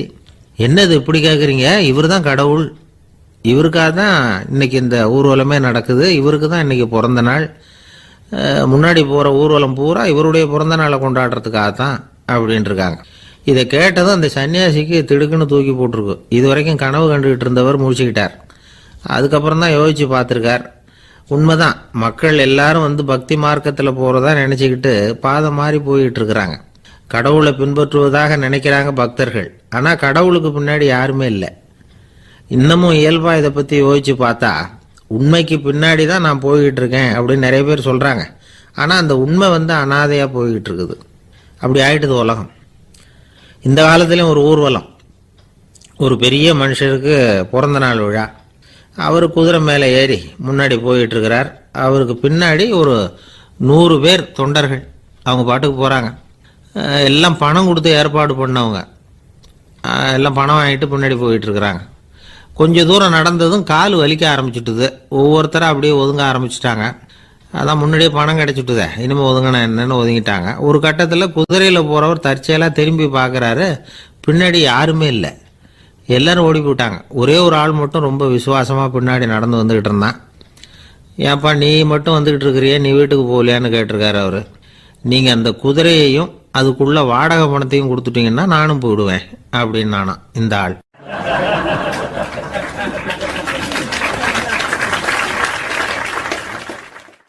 ஒரு ஊரில் ஒரு ஆள் இருந்தான்.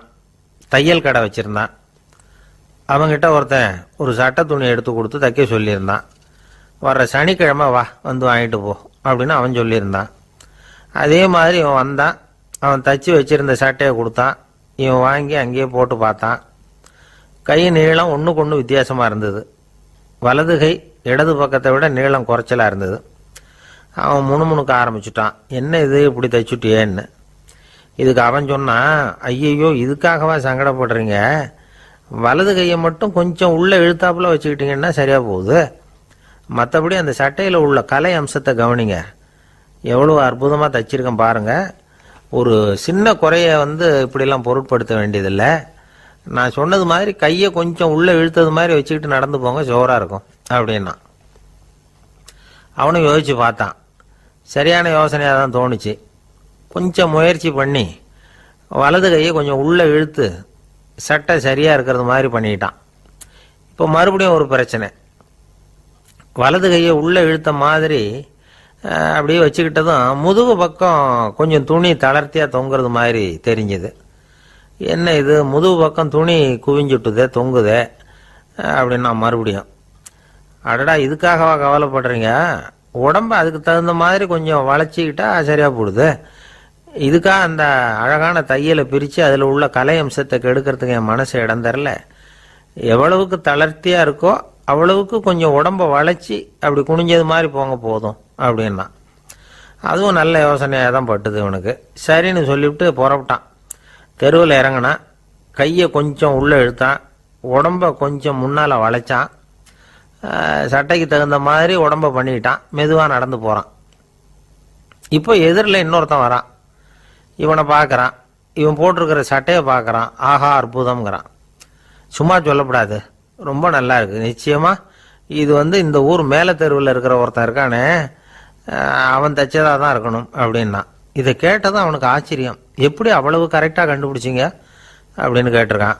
இதுக்கு அந்த வழிபோக்கன்னு சொன்னானா, அவன் ரொம்ப கெட்டிக்காரன். உங்களை மாதிரி உடம்பும் கையும் வளைஞ்சு போன ஒரு ஆசாமிக்கு அவனை தவிர வேற யாராலேயும் இவ்வளவு பொருத்தமான ஒரு சட்டையை தைக்க முடியாது அப்படின்னானா. பாருங்க, அவனுக்காக இவன் அனுசரிக்க போய் இவனோட நிலைமை எப்படி ஆயிட்டுது பாருங்க. இதே மாதிரி தான் சில சடங்குகளும் சம்பிரதாயங்களும் நம்மளை கோமாளி ஆக்கி விட்டுரும். எதுவாக இருந்தாலும் அதில் அறிவுபூர்வமான அணுகுமுறை அவசியம்.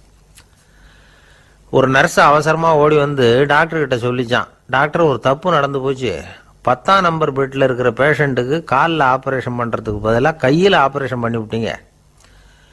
கை ஆப்ரேஷன் பண்ணிக்க வேண்டிய ஆள் 7ஆம் நம்பர் பெட்டில் இருக்கார் அப்படின்னு தான்.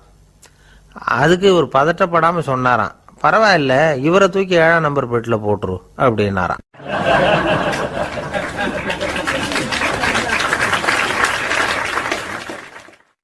ஒரு மாணவனை பார்த்தேன். என்ன தம்பி படிப்புலாம் எப்படி இருக்குது அப்படின்னு விசாரித்தேன். அவன் ரொம்ப அழுத்துக்கிட்டான்.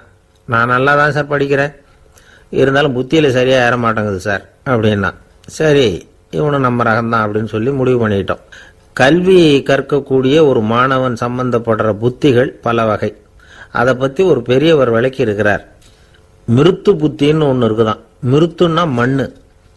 மண்ணால் செவரு கட்டுறோம்ல, மண் சுவரில் ஆணி அடிக்கிறதும் சுலபம், அதை பிடுங்கி எடுக்கிறதும் சுலபம்.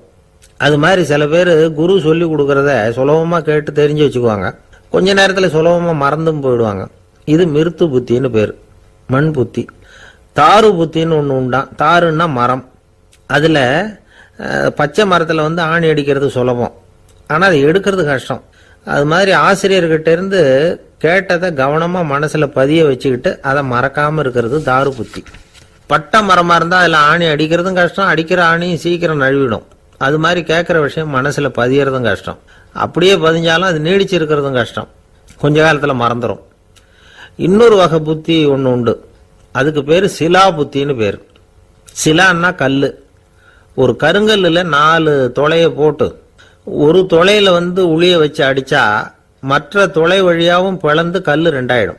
அது மாதிரி சந்தியான இடங்கள்ல குறிப்பா ஒரு பொருளை சொன்னா அதை வச்சுக்கிட்டு மற்றதையும் தெரிஞ்சுக்கிறது, அது சிலா புத்தின்னு பேர்.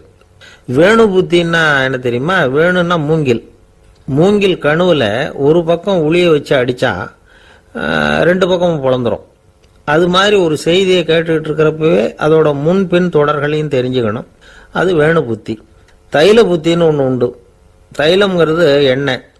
தண்ணியில் ஒரு துளி எண்ணெயை விட்டா அது தண்ணி பூரா பரவி போடுதுல்ல, அது இப்படி பரவுறது மாதிரி ஆசிரியர் சுருக்கமாக ஒரு கருத்தை சொன்னால் அதை வச்சுக்கிட்டு பூரா விஷயங்களையும் தெரிஞ்சுக்கணும், அது தைல புத்தி. கற்பூர புத்தின்னு ஒன்று கேள்விப்பட்டிருக்கோம். அது எப்படின்னா, கற்பூரம் தீ பட்ட உடனே பிடிச்சிக்கும். ஆசிரியர் சொன்ன உடனே நுண்ணறிவோட பாடங்களை புரிஞ்சுக்கிறது இந்த வகை புத்தி. கரி புத்தின்னு ஒன்று. அது எப்படின்னா, கரியில் நெருப்பை வச்சு விசிறிய பிறகு அதுக்கப்புறம் அது கறி நெருப்பாகும். அது மாதிரி காலம்பரை சாயந்தர வேலைகளில் ஆசிரியர் பாடம் சொல்லி கொடுப்பார், அதை கொண்டு புரிஞ்சுக்கிறது இந்த வகை. கதலித்தண்டு புத்தின்னு ஒன்று சொல்லுவாங்க. கதலிங்கிறது வாழை மரம். வாழைத்தண்டில் தீ வைக்கிறது எவ்வளவு சிரமமோ அவ்வளவு சிரமத்தோட கல்வி கற்கிறது கதலித்தண்டு புத்தி. இதை தவிர இன்னும் சில வகையான மாணவர்களை கூட அடையாளம் காட்டுறாங்க. ஆசிரியர் சொன்னதில் நல்லதை மட்டும் எடுத்துக்கிறவன் அன்னம்.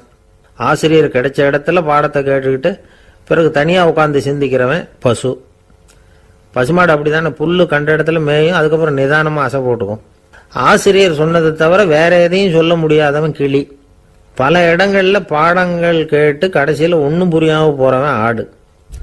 ஆடு ஒரு செடியில் வயிறார மேயாது, ஒரே செடியில். இக்கரைக்கு அக்கறை பச்சைன்னா அங்கேயும் இங்கேயும் அலைஞ்சிக்கிட்டே இருக்கும். சில பேருக்கு எருமைன்னு பேர். எருமை எப்படின்னா, குளத்து நீரை கலக்கி தான் குடிக்கும்.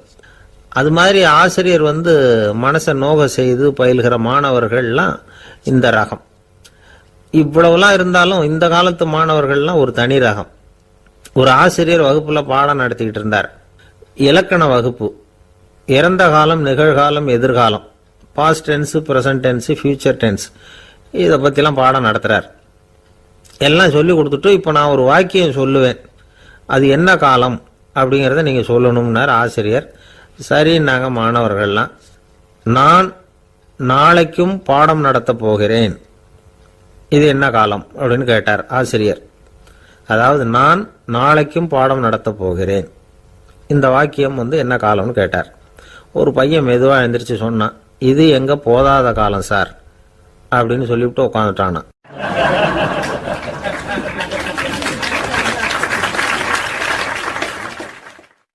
ஒரு ஊர்ல ஒரு பெரிய செல்வந்தர் இருந்தார். பணத்துக்கு பஞ்சம் இல்லை. அதனால இந்த உலகத்துல முடியாத காரியம் எதுவும் இல்லைன்னு நினைச்சார். பணம் இருந்தாலே அந்த நினைப்பு தானா வந்துடும். அதனால இவரும் அப்படி நினைச்சதுல ஒன்றும் தப்பு இல்லை. அந்த ஊருக்கு குருநானக் ஒரு தடவை வந்தார். அவருக்கு இந்த செல்வந்தர் ரொம்ப பிரமாதமா ஒரு வரவேற்பு கொடுத்தார்.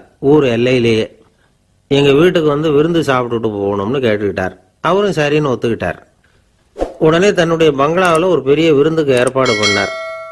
குருநானக் அழைச்சிட்டு வீட்டுக்கு போனார், உட்கார வச்சார். ஐயா, நான் இந்த ஊர்லயே ரொம்ப பெரிய வசதி உள்ளவன், என்னால் எல்லாம் முடியும். உங்களுக்காக நான் என்ன செய்யணும்னு சொல்லுங்க, எதுவாக இருந்தாலும் பரவாயில்ல, எவ்வளவு செலவானாலும் பரவாயில்ல, என்னால் செய்ய முடியும்.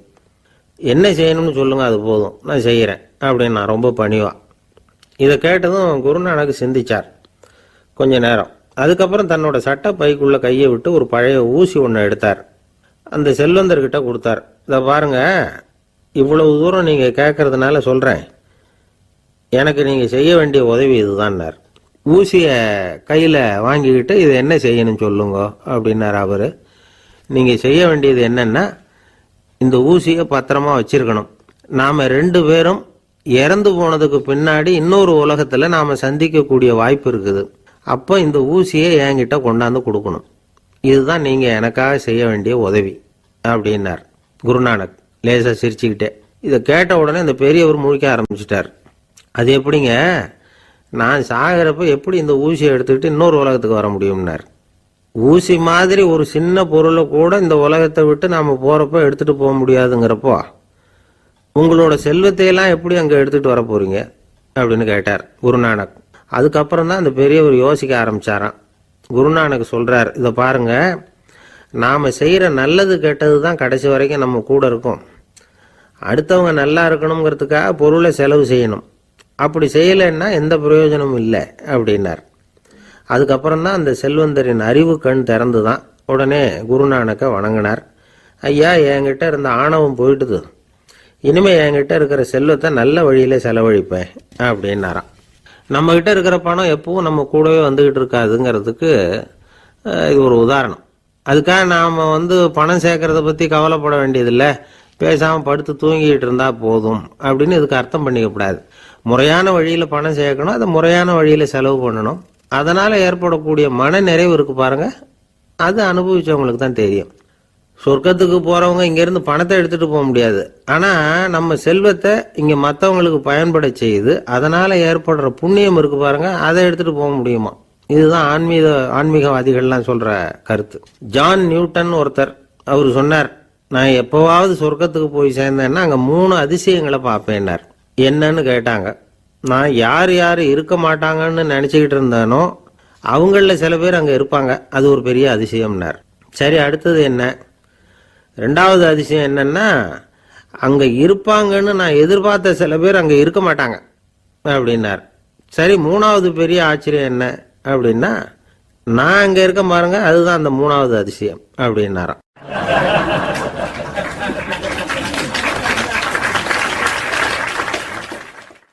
ஒருத்தர் ஓடி வந்தார். இன்னொருத்தரை பார்த்து, சார், உங்கள் சைக்கிளை ஒரு நாள் இரவல் கொடுங்களேன், பக்கத்து ஊருக்கு போயிட்டு வர வேண்டியிருக்கு அப்படின்னார். இவர் சைக்கிளை கொடுத்து பத்திரமா கொண்டுகிட்டு போங்கன்னார். சார், இதை பத்திரமா கொண்டு போகிறேன், கவலையே வேணாம், ஏன்னா இது உங்களோட சைக்கிள் அப்படின்னு நான் நினைக்கல, என்னோட சைக்கிளாக நினைக்கிறேன் அப்படின்னார். அதுக்கப்புறம் தான் இவருக்கு உண்மையாகவே பயம் வந்துட்டுது. ஏன்னா அவர் சொன்னது மாதிரி அதை தன்னோட சைக்கிளாகவே நினச்சி தள்ளிட்டு போட்டா என்ன பண்ணுறது? எது எதை நம்முடையதா நினைக்கணுங்கிறதுக்கு ஒரு வரையறை இருக்குது. சில பேர் ஆஃபீஸையே வீடாக நினச்சி விடுறது உண்டு. அப்படிப்பட்டவங்க கூட வீட்டை ஆஃபீஸாக நினைக்கிறது இல்லை. ஏன்னா வீட்டில் இவர் ஆஃபீஸராக நடந்துக்க முடியறதில்ல. இதெல்லாம் ஒரு பக்கம் இருக்கட்டும். இப்போ விஷயத்துக்கு வருவோம். பொறியியல் மேதை டாக்டர் விஸ்வேஸ்வரய்யா இருந்தார் இல்லையா, பாரத ரத்னா விருதெல்லாம் கொடுத்தாங்களே. ஆஃபீஸ் வேலை வேற, சொந்த வேலை வேற அப்படிங்கிறதுக்கு ஒரு உதாரணமாக இருந்தவர் அவர். மைசூர் மகாராஜா கிட்ட திவானா இருந்தார். அவர் ஒரு நாள் அரசாங்க வேலை காரணமாக வெளியூர் போயிருந்தார். ஹாசன்கிற ஊருக்கு பக்கத்தில் ஒரு பயண மாளிகை, அங்கே தங்கிவிட்டார். ராத்திரி அங்கே தங்கி இருந்துட்டு விடிஞ்சதும் ஊருக்கு திரும்புறதாக திட்டம். ராத்திரி தூங்கிறதுக்கு ரொம்ப நேரம் ஆயிட்டுது. ரொம்ப நேரம் வரைக்கும் அரசாங்க சம்பந்தப்பட்ட வேலைகளையே பார்த்துக்கிட்டு இருக்கிறார். அரசாங்க ஃபைல்கள் நிறைய இருந்தது. அதையெல்லாம் ஒவ்வொன்றா எடுத்தார், படித்து பார்த்தார், பரிசீலனை பண்ணார். அதில் எழுத வேண்டியதை எழுதினார், கையெழுத்து போட்டார். ஒரு வழியாக அந்த வேலையெல்லாம் முடிஞ்சுது. அதுக்கப்புறம் என்ன பண்ணார்னா, தன்னுடைய சூட்கேஸை திறந்தார். அதிலிருந்து 2 மெழுகுவத்தியை எடுத்து கொளுத்தி வச்சார். அந்த பயண மாளிகையில் அது வரைக்கும் எரிஞ்சுக்கிட்டு இருந்த மின்சார விளக்குகளை அணைச்சுட்டார். அதுக்கு பிறகு அந்த மெழுகுவத்தி வெளிச்சத்தில் சில புத்தகங்களை தொடர்ந்து படிக்க ஆரம்பிச்சிட்டார். அந்த பயண மாளிகையில் பணியாளராக இருந்தவர் இதை பார்த்துட்டு ஓடி வந்தார். மறுபடியும் மின் விளக்க போடுறதுக்காக போனார். விஸ்வேஸ்வரய்யா அதை பார்த்துட்டு போட வேணாம்ட்டாராம். இது வரைக்கும் நான் அரசாங்க அலுவல்களை கவனிச்சுக்கிட்டு இருந்தேன், அதனால் மின் விளக்குகள் அப்போ எரிஞ்சதில் தப்பு இல்லை. இப்போ நான் புத்தகம் படிச்சுக்கிட்டு இருக்கேன், இது என்னுடைய சொந்த வேலை. இங்கே இருக்கிற மின் விளக்கு அதுக்காக ஏன் எரியணும் அப்படின்னு கேட்டாராம். இப்போ இருக்கிற சில அரசு பணியாளர்கள்கிட்ட இந்த சம்பவத்தை பேச்சோட பேச்சா சொல்லி பார்த்தேன். அவங்களால இதை ஜீரணிக்கவே முடியல. நேர்மை தேவைதான் சார், அதுக்காக அவ்வளவு தூரத்துக்கு அது தேவையா அப்படிங்கிறாங்க. விஸ்வேஸ்வரய்யா அப்படி பண்ணினது தான் ஒரு நேர்மையாளர் அப்படின்னு இந்த உலகத்துக்கு நிரூபிக்கணுங்கிறதுக்காக இல்லை. தான் அப்படி நடந்து காட்டினா தன்னை சுற்றி இருக்கிறவங்களும் அதை கேள்விப்படுறவங்களும் முடிஞ்ச அளவுக்கு பொது வாழ்க்கையில், அரசு பணியில் நேர்மையை கடைபிடிக்க முயற்சி பண்ணலாமே அப்படிங்கிறதுக்காகத்தான். இப்போவும் சில பேர் இருக்கிறாங்க, இவங்க ஆஃபீஸ் வேற வீடு வேறன்னு நினைக்கிறது இல்லை, அவ்வளோ உரிமை. ஒருத்தர் அப்படிதான், அவருக்கு அவசரமாக 5000 ரூபா தேவைப்பட்டது. ஆஃபீஸு பணத்தை எடுத்துக்கிட்டார். அந்த நேரம் பார்த்து ஆடிட் வந்துட்டுது. ஆப்பிட்டுக்கிட்டார். விசாரணை நடக்குது. அவர் சொல்கிறார், சார் நான் நேரம் காலம் பார்க்காம ஆஃபீஸில் வேலை செய்வேன். ஏன்னா அதை என்னோட ஆஃபீஸாக நினைக்கிறேன். அவசரத்துக்கு அந்த பணத்தை எடுத்தேன், மறுபடியும் வச்சுடலாம்னு தான் இருந்தேன். அதுக்குள்ளே இப்படி ஆயிட்டுது. நீங்கள் என்ன நினச்சாலும் சரி, நான் ஆஃபீஸ் வேற வீடு வேற அப்படின்னு நினைக்கிறது இல்லை, அது என்னோட சுபாவம் அப்படின்னார். விசாரணை பண்ணவர் தீர்ப்பு வழங்கினார். உங்கள் சுபாவத்துக்கு மதிப்பு கொடுத்து நானும் தீர்ப்பு வழங்குறேன். நீங்கள் கொஞ்ச நாள் ஜெயிலில் இருந்துட்டு வாங்க, அது உங்களுக்கு கஷ்டமாக இருக்காதுன்னு நினைக்கிறேன். ஏன்னா அங்கே போனாலும் நீங்கள் உங்கள் சுபாவப்படி வீடு வேற ஜெயில் வேறன்னு நினைக்க மாட்டீங்க அப்படின்னாராம்.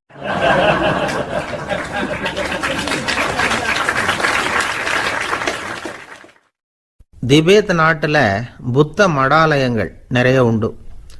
அதுக்கு ஒரு தலைமையகமும் உண்டு. அது இந்த திபேத் தலைநகரம் லாசாவில் இருக்குது. ரொம்ப காலத்துக்கு அப்பால்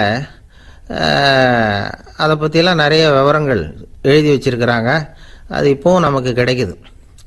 அதாவது ரொம்ப தூரத்துக்கு அந்தாண்ட மலைகளுக்கு நடுவில் ஒரு கிளை மடாலயம்.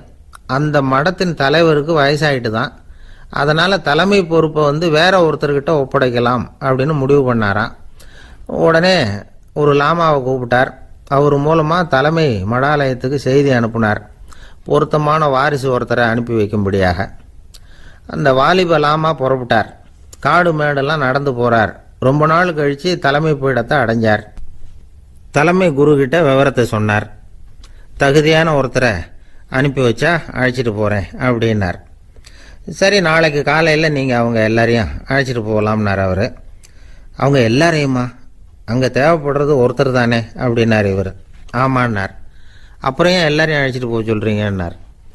அது இப்போ உனக்கு புரியாது. நான் ஒரு 100 பிக்குகளை அனுப்புகிறேன், அதாவது பிட்சுகளை. அவ்வளவு பேரையும் அங்கே வச்சு சமாளிக்க முடியாது அப்படின்னார் இவர். இருந்தாலும் இப்போ அந்த தலைமை குரு என்ன சொன்னார்னா, அதை பற்றி கவலைப்படாத, நான் 100 பேரை அனுப்புகிறேன். அதில் 99 பேர் வழியிலேயே காணாமல் போடுவாங்க, ஒருத்தன் மட்டும்தான் வருவான். அவனும் அங்கே வந்து சேர்ந்துட்டானா நீ ரொம்ப கொடுத்து வச்சவன் அப்படின்னார். இவருக்கு ஒன்றும் புரியல. இருந்தாலும் மறுநாள் அந்த வாலிபல் ஆமா 100 பேரை அழைச்சிக்கிட்டு புறப்பட்டார். போகிற வழியிலேயே பல பேர் அங்கங்கே பிச்சுக்கிட்டு போயிட்டாங்க. அவர் சொன்னது மாதிரியே வழியில் அவங்க ஊர்கள் இருந்தது தான் காரணம். அப்பா அம்மாவை பார்த்துட்டு வரேன் அப்படின்னு கொஞ்சம் பேர் போனாங்க. சொந்த பந்தத்தை பார்த்துட்டு வரேன் அப்படின்னு கொஞ்சம் பேர். ஒரு வாரம் ஆச்சு. இப்போ மிஞ்சினது 10 பேர் தான். வழியில் ஒரு நகரம். அங்கே சில பிஷுக்கள் வந்து சந்திச்சாங்க. எங்கள் மடத்து தலைவர் இறந்துட்டார், உங்களில் யாராவது ஒருத்தர் எங்களுக்கு தலைவராக முடியுமா அப்படின்னு கேட்டாங்க. 10 பேரும் தயார். அதில் ஒருத்தரை அழைச்சிட்டு அவங்க போயிட்டாங்க. இன்னொரு ஊரில் சில பேர் வந்தாங்க, வழி மறிச்சாங்க. நில்லுங்க, எங்கள் மன்னர் மகளுக்கு திருமணம், அதை நடத்தி வைக்க 3 லாமாக்கள் தேவை அப்படின்னாங்க. இப்படி கொஞ்சம் கொஞ்சமாக எல்லாரும் காலி. கடைசியில் 2 பேரும் மிஞ்சினாங்க. அங்கே ஒரு இளம்பெண் எதிரில் வந்தா, எங்கள் அப்பா வேட்டைக்கு போயிருக்கிறாரு, இன்னும் திரும்பி வரல, வீட்டில் வேற யாரும் இல்லை, தனியாக இருக்க பயமாக இருக்குது, யாராவது ஒருத்தர் எனக்கு துணையாக இருக்கணும் அப்படின்னு கேட்டுக்கிட்டா. எங்கள் 2 பேரில் நீயே ஒருத்தரை தேர்ந்தெடுத்துக்கோ, இல்லைன்னா எங்களுக்குள்ளே சண்டை வந்துடும் அப்படின்னாங்க. இப்போ மிஞ்சினவர் ஒருத்தர். அவருக்கும் ஒரு சோதனை வந்தது. ஒரு தர்க்கவாதி எதிரில் வந்தான். உன்னோட வாதம் பண்ணணும்னா, இவனோட வாதம் பண்ணுறேன், அது முடிய ரொம்ப காலம் ஆகலாம், தர்க்கத்தில் நான் ஜெயிச்சா அங்கே வரேன், இல்லைன்னா இவருடைய சீடனை ஆயிடுவேன் அப்படின்னார் அவர். கடைசியாக அழைக்க வந்த வாலிபலாமா மட்டும் வெறும் கையோடு திரும்பி போனார்.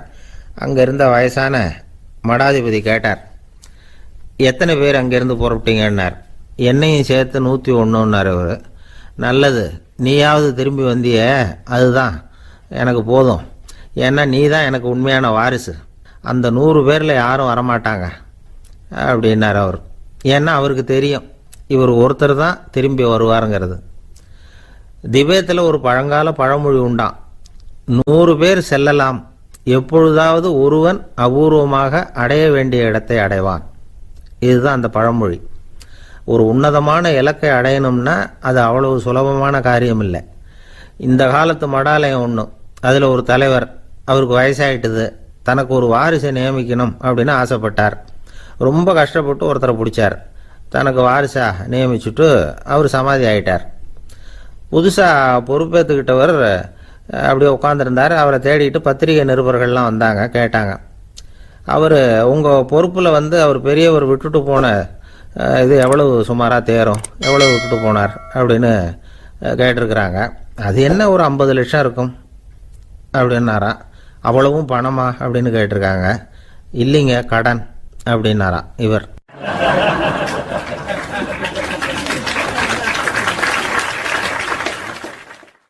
ஒரு நண்பர் யாருக்கோ ஃபோன் பண்ணிகிட்டு இருந்தார்.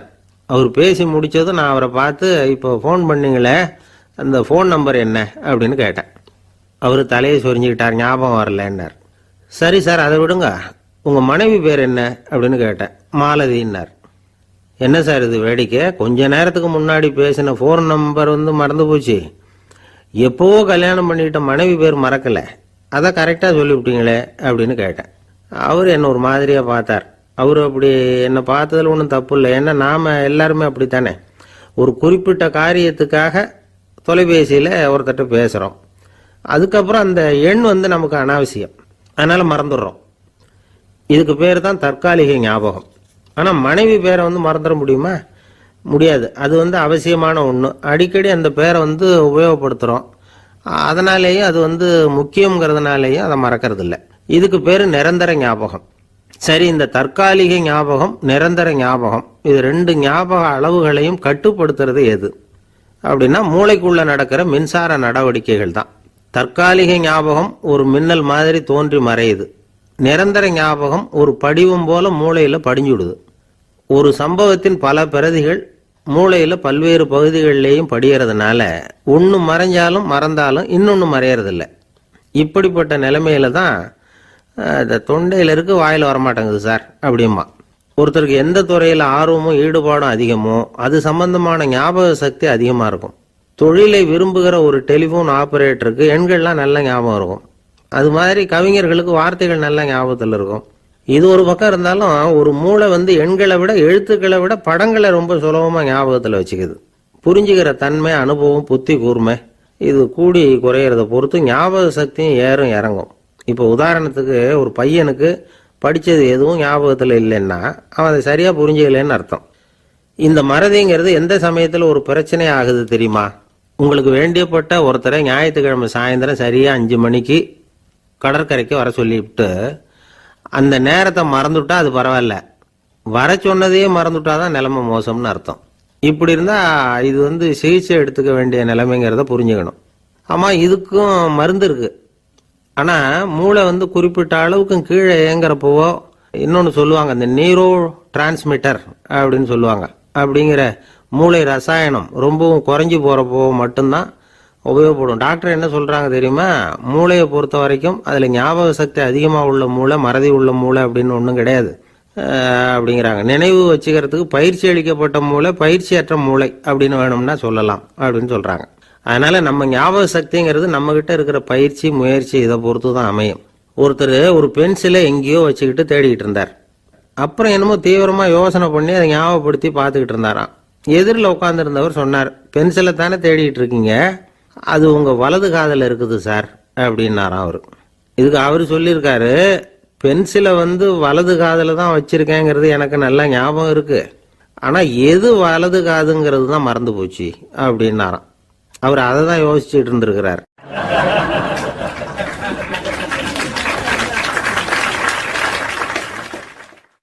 காலை நேரம் கடற்கரை ஓரம் காலை வீசிக்கிட்டு கையை வீசிக்கிட்டு ஏதோ சண்டைக்கு போகிற சிப்பாய் மாதிரி எல்லாரும் நடந்து போயிட்டு இருக்கிறாங்க. நடைப்பயிற்சி. அதில் நமக்கு தெரிஞ்ச ஒருத்தர் எதிரில் வந்தார் ரொம்ப வேகமாக. என்ன சார் வாக்கிங்க அப்படின்னு கேட்டோம். அவரால் ஆமாம்னு பதில் சொல்ல முடியல, அவ்வளவு கஷ்டம். மூச்சு விடுறதுக்கே வாயை திறந்து மூடிட்டு இருக்கிறார். எங்கே பேசுறது? கொஞ்சம் நின்று நிதானிச்சு மூச்சு விட்டுட்டு அதுக்கப்புறம் சொன்னார் ஆமாம் அப்படின்னு. என்ன சார் இவ்வளவு வேகம்னோம்? உங்கள் பேச்சை கேட்டுவிட்டு தான் சார் நடக்க ஆரம்பித்தோம். நீங்கள் தான் அடிக்கடி சொல்லிகிட்டு இருந்தீங்க நடக்கிறது நல்லதுன்னு. அன்னையிலேருந்து ஆரம்பிச்சுட்டேன், ஆனால் ரொம்ப கஷ்டமாக இருக்குது சார். இப்போ பாருங்கள், உங்கள்கிட்ட சுலபமாக பேசக்கூட முடியல, மூச்சு வாங்குது, உடம்பு கூட வலிக்கிறது மாதிரி இருக்குது அப்படின்னு அவர் பாட்டுக்கு பேச ஆரம்பிச்சிட்டார். உங்களை யார் சார் இவ்வளவு வேகமாக நடக்க சொன்னது? வேகத்தை குறைங்க, மெதுவாக நடங்க அப்படின்னோம். நீங்கள் நடக்கிறதுனால என்னென்ன சௌகரியம்னு அன்னைக்கு சொன்னீங்களே தவிர சௌகரியமாக நடக்கிறது எப்படின்னு சொல்லலையே அப்படின்னார் அவர். இன்னமும் லேசாக மூச்சு வாங்கிக்கிட்டே சொன்னால் கூட இவர் சொல்கிறதுலேயே ஒரு நியாயம் இருக்குது. அதனால் இந்த நடைப்பயிற்சி பண்ணுறவங்க கவனிக்க வேண்டிய சில முக்கியமான குறிப்புகள் இருக்குது.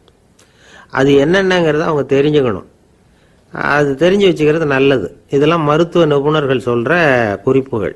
அவங்க என்ன சொல்கிறாங்க தெரியுமா? உங்கள் வயசு 40க்கு மேலேயா?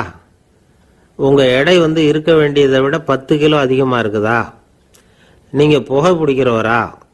இதய நோய், இரத்த நாள நோய், உயர் ரத்த அழுத்தம் இப்படி ஏதாவது உங்களுக்கு உண்டா? அப்படின்னா நீங்கள் உங்கள் இஷ்டத்துக்கு வரிஞ்சு கட்டிக்கிட்டு நடைப்பயிற்சி பண்ண ஆரம்பிச்சிடாதீங்க. முதல்ல ஒரு மருத்துவ பரிசோதனை பண்ணிக்கோங்க, அதுதான் நல்லது அப்படின்னு அவங்க சொல்கிறாங்க. நடக்கிறப்போ, உடற்பயிற்சி செய்கிறப்போ மார்பு பகுதியில் அல்லது வேற எங்கேயாவது தொடர்ந்து வலி இருந்ததுன்னா பயிற்சியை நிறுத்திவிட்டு டாக்டரை போய் பார்க்கணும். நடைப்பயிற்சி பண்ணுறப்போ உங்கள் சக்திக்கு தகுந்த மாதிரி மெதுவாக அதிக கஷ்டம் இல்லாமல் முன்னேறலாம். அங்கே என்ன போட்டியாக வைக்கிறாங்க? முந்திக்கிட்டு போய் என்ன பண்ண போகிறோம்? பரிசா வாங்க போகிறோம். அதனால் நிதானம் அவசியம் அப்படிங்கிறது அவங்க ஆலோசனை. தொந்தரவு கொடுக்காத ஷூ, ட்ரெஸ்ஸு இதுகளை உபயோகப்படுத்துங்க. பாதத்தில் ஆடு தசை இருக்குல்ல, அங்கே ஏதாவது பிரச்சனை இருந்ததுன்னா டாக்டரை பாருங்கள். இந்த பாதத்தில் வலி வரும் அந்த இடத்துல. வெயில் காலமாக இருந்தால் தலைக்கு தொப்பி வச்சுக்கோங்க. பனியில் நடந்தாலும் அப்படி தான், தலையை பத்திரமா பார்த்துக்குங்க. நம்மக்கிட்ட ஏதோ கொஞ்சம் உருப்படியாக தெரியறது அதுதானே. உடற்பயிற்சிக்கு முன்னாடி பின்னாடி பயிற்சி செய்கிறப்போ நிறைய தண்ணி குடிக்கலாமா. முதல் 1 மாதத்துக்கு கொஞ்சம் தளர்த்தியாக சாவகாசமாக நடக்கலாம். மணிக்கு 3 அல்லது 4 கிலோமீட்டர் வேகம்னு வச்சுங்களேன். அதுக்கப்புறம் வேகத்தை அதிகப்படுத்தலாம். மணிக்கு 6 அல்லது 8 கிலோமீட்டர் அளவுக்கு நடக்கலாம். நல்லா கையை வீசிக்கிட்டு நடக்கணும். மூச்சு விடுற எண்ணிக்கை அதிகரிக்கணும். இது மாதிரி ஒரு 30 நிமிஷம் நடக்கலாம். தனியாக நடந்து போகிறதுக்கு உங்களுக்கு என்னமோ மாதிரி இருக்குதா? கூட யாரையாவது சேர்த்துக்குங்க, ஒரு குரூப்பாக சேர்ந்து போகலாம். நடக்கிறதுங்கிறத ஒரு சந்தோஷமான சமாச்சாரமாக ஆக்கிக்கணும். தினம் இப்படி நடக்க வேண்டி இருக்குதே அப்படின்னு புலம்பிக்கிட்டே போகக்கூடாது. சில பேர் நடக்கிறப்போ கடந்த காலத்தை அசை போட்டுக்கிட்டே போவாங்க, சில பேர் வருங்காலத்தை அசை போட்டுக்கிட்டே போவாங்க, சில பேர் முக்கியமான திட்டம்லாம் இப்படி நடக்கிறப்ப தான் தீர்மானம் பண்ணுவாங்க. நடக்கிறதுனால மன இறுக்கம் குறையுது, பரபரப்பு குறையுது, மன ஆற்றல் பெருகுது, தன்னம்பிக்கை வளருது, முதுமை தள்ளி போகுது, செயல்திறன் அதிகரிக்குது. இதை தவிர உடம்புக்கும் பல விதமான சௌகரியங்கள் ஏற்படுது. அதனால இதுவரைக்கும் நடக்க ஆரம்பிக்காதவங்க இனிமே இந்த குறிப்புகளை கவனத்தில் வச்சுக்கிட்டு நடக்க ஆரம்பிச்சுடலாம். சார்லஸ் லேம்ப் அப்படின்னு ஆங்கில இலக்கிய மேதை ஒருத்தர், அவர் ஒரு தரம் உடம்பு சரியில்லைன்னு டாக்டர்கிட்ட போனாராம். டாக்டர் அவரை பார்த்துட்டு, நீங்கள் தினமும் காலையில் வெறும் வயத்தில் நடக்கணும் அப்படின்னாராம். வெறும் வயத்தில் நடக்கிறதுக்கு நான் தயார், ஆனால் வயிறு கிடைக்கணுமே சார், யார் வயத்து மேலே நடக்கிறது டாக்டர் அப்படின்னு கேட்டாராம் இவர்.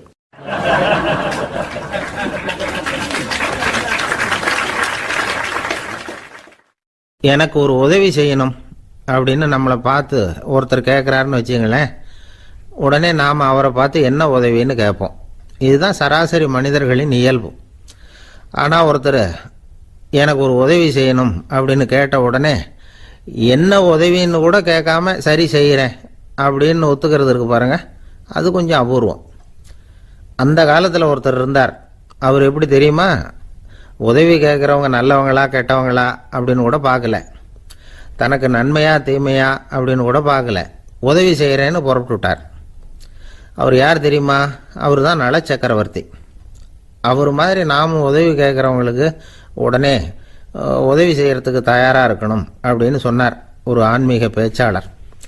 நல சரித்திரத்தை அவர் சொல்லிக்கிட்டு இருந்தார். இந்திரன், அக்னி, வருணன், யமன் இவங்க 4 பேரும் நலனை பார்த்து எங்களுக்கு நீ உதவி செய்யணும், எங்களுக்காக நீ தூது போகணும் அப்படின்னு கேட்குறாங்க. யாருக்கிட்ட தூது போகணும், என்ன காரியத்துக்காக போகணும் அப்படின்னு கேட்கணும்ல. நலன் அப்படி கேட்கவே இல்லை, உடனே சரின்னு ஒத்துக்கிறான். அதுக்கப்புறம் அவங்க விவரம் சொல்கிறாங்க, என்ன உதவி, யாருக்கிட்ட தூது போகணும் அப்படிங்கிற விவரத்தை சொல்கிறாங்க. நலனுக்கும் அப்புறம்தான் புரியுது, எந்த தமயந்தியை இவன் காதலிச்சானோ, எந்த தமயந்தின் சுயம்பரத்துக்காக இவன் போய்கிட்டு இருக்கிறானோ அந்த தமயந்தியை பார்த்து தங்களுக்காக அவகிட்ட வாதாடணும், பேசணும், தங்களில் ஒருத்தரை கல்யாணம் பண்ணிக்கும்படியாக கேட்கணும் அப்படின்னு அவங்க 4 பேரும் நலன்கிட்ட கேட்குறாங்க. இதை கேட்டதும் நலன் கொஞ்சம் கூட முகம் சுளிக்கலை, பதட்டப்படலை. நேராக தமயந்தி கிட்ட போகிறான். இந்திரன், அக்னி, வருணன், யமன் இவங்களோட சிறப்புகளை எடுத்து சொல்கிறான். இவங்களில் ஒருத்தரை கல்யாணம் பண்ணிக்கலாம் அப்படின்னு சொல்லி கேட்டுக்கிறான். ஆனால் இதுக்கு தமயந்தி சம்மதிக்கலை. சுயம்வரம் நடக்குது, அவள் நலனை தேர்ந்தெடுக்கிறாள். அந்த 4 பேரும் நலனுக்கு நிறைய வரங்கள்லாம் கொடுக்குறாங்க. அதுக்கப்புறம் இப்படி போகுது கதை. இதில் நாம் கவனிக்க வேண்டியது என்னென்னா, உதவின்னு கேட்ட உடனே என்ன உதவின்னு கேட்காம சரி செய்கிறேன்னு சொன்னான் பாருங்க, அதை கொஞ்சம் சிந்திக்கணும். செய்கிறேன்னு ஒத்துக்கிட்டதுக்கு அப்புறம் அது என்ன உதவின்னு தெரிஞ்சும் முகம் சுளிக்காமல் அதை செஞ்சான் பாருங்க, அதையும் கொஞ்சம் சிந்திக்கணும். நம்மளும் ஒருத்தன் ஒரு நண்பனை தேடி போனான், எனக்கு ஒரு உதவின்னா சரி சொல்லுன்னா, இப்போ உங்ககிட்ட 2 கார் இருந்தால் என்ன பண்ணுவேன்னா, உடனே அதில் ஒன்று உங்ககிட்ட கொடுத்துருவேன்னா, அவன் உங்ககிட்ட 2 பங்களா இருந்தால் என்ன பண்ணுவேன்னா, அதில் ஒன்று உங்ககிட்ட கொடுத்துருவேன்னா, உங்ககிட்ட 2 பேனா இருந்தால் என்ன பண்ணுவேன்னா, அதில் ஒரு பேனாவை உங்ககிட்ட கொடுக்க மாட்டேன்னா அவன். ஏன்டா அப்படி சொல்கிறேன்னா, ஏன்னா இப்போ நிஜமாவே என்கிட்ட 2 பேனா இருக்குது, அதனால் அப்படி சொல்கிறேன் அப்படின்னு நானா அவன்.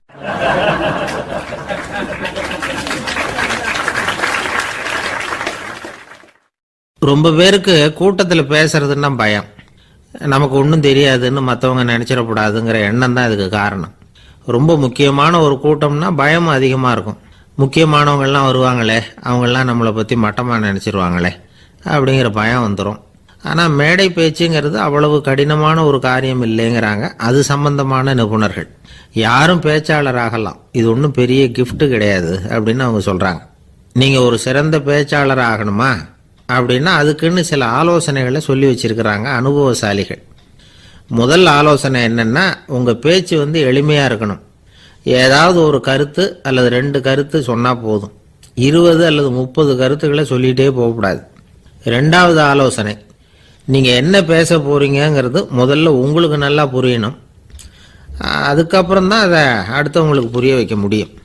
எப்படி ஆரம்பிக்க போகிறோம், எந்த கருத்தை முக்கியமாக வலியுறுத்த போகிறோம், எப்படி முடிக்க போகிறோம் அப்படிங்கிறத முதல்ல நல்லா சிந்திச்சு மனசில் வச்சுக்கணும். கடைசியாக என்ன சொல்கிறீங்களோ அதுதான் கேட்குறவங்க மனசில் நிற்கும். 3வது ஆலோசனை என்னென்னா, உங்கள் பேச்சு சுருக்கமாக இருக்கணும். ஒரு 15 நிமிஷம் பேசுறது ரொம்ப பொருத்தம். மணிக்கணக்கில் பேசிக்கிட்டு இருக்கிறது நல்லதில்லை. 4வது ஆலோசனை, நீங்க பேசுறது உண்மையா இருக்கணும். உங்களுக்கு உண்மையான அனுபவங்கள் இருக்கும், அதை சொல்லலாம். உங்களுடைய உண்மையான அனுபவங்களை மற்றவங்களோட பகிர்ந்துக்கணும், அதுதான் முக்கியம். 5வது ஆலோசனை, ஆரம்பத்தில் கொஞ்ச நேரம் உங்களை பற்றியும் எதிரில் உள்ளவங்களை பற்றியும் சம்பந்தப்படுத்தி ஏதாவது பேசி ஒரு நெருக்கத்தை ஏற்படுத்திக்கணும். ஒவ்வொருத்தரும் இப்போ இவர் பேச போகிறது நம்ம சம்பந்தப்பட்டது அப்படின்னு நினைக்க ஆரம்பிச்சிருவாங்கல்ல, அதுக்கப்புறம் அவங்க கேட்க தயாராகிட்டாங்கன்னு அர்த்தம். எதிரில் உட்காந்துருக்கிற கூட்டத்திலிருந்து 3 பேரை தேர்ந்தெடுங்க.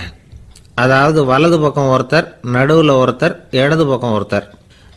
அதாவது உங்களை ரொம்ப கனிவாகவும் ஆர்வமாகவும் பார்க்குறவராக பார்த்து தேர்ந்தெடுத்துங்க. மனசுக்குள்ள நீங்கள் பேசும்பொழுது என்ன பண்ணணும்னா, இவங்களை நேருக்கு நேராக மாறி மாறி பார்த்துக்கிட்டே பேசுனீங்கன்னா நீங்கள் ஏதோ ஒட்டுமொத்த கூட்டத்தையும் பார்த்து பேசுகிறதாக ஒரு உணர்வு அது ஏற்படுத்திவிடும்.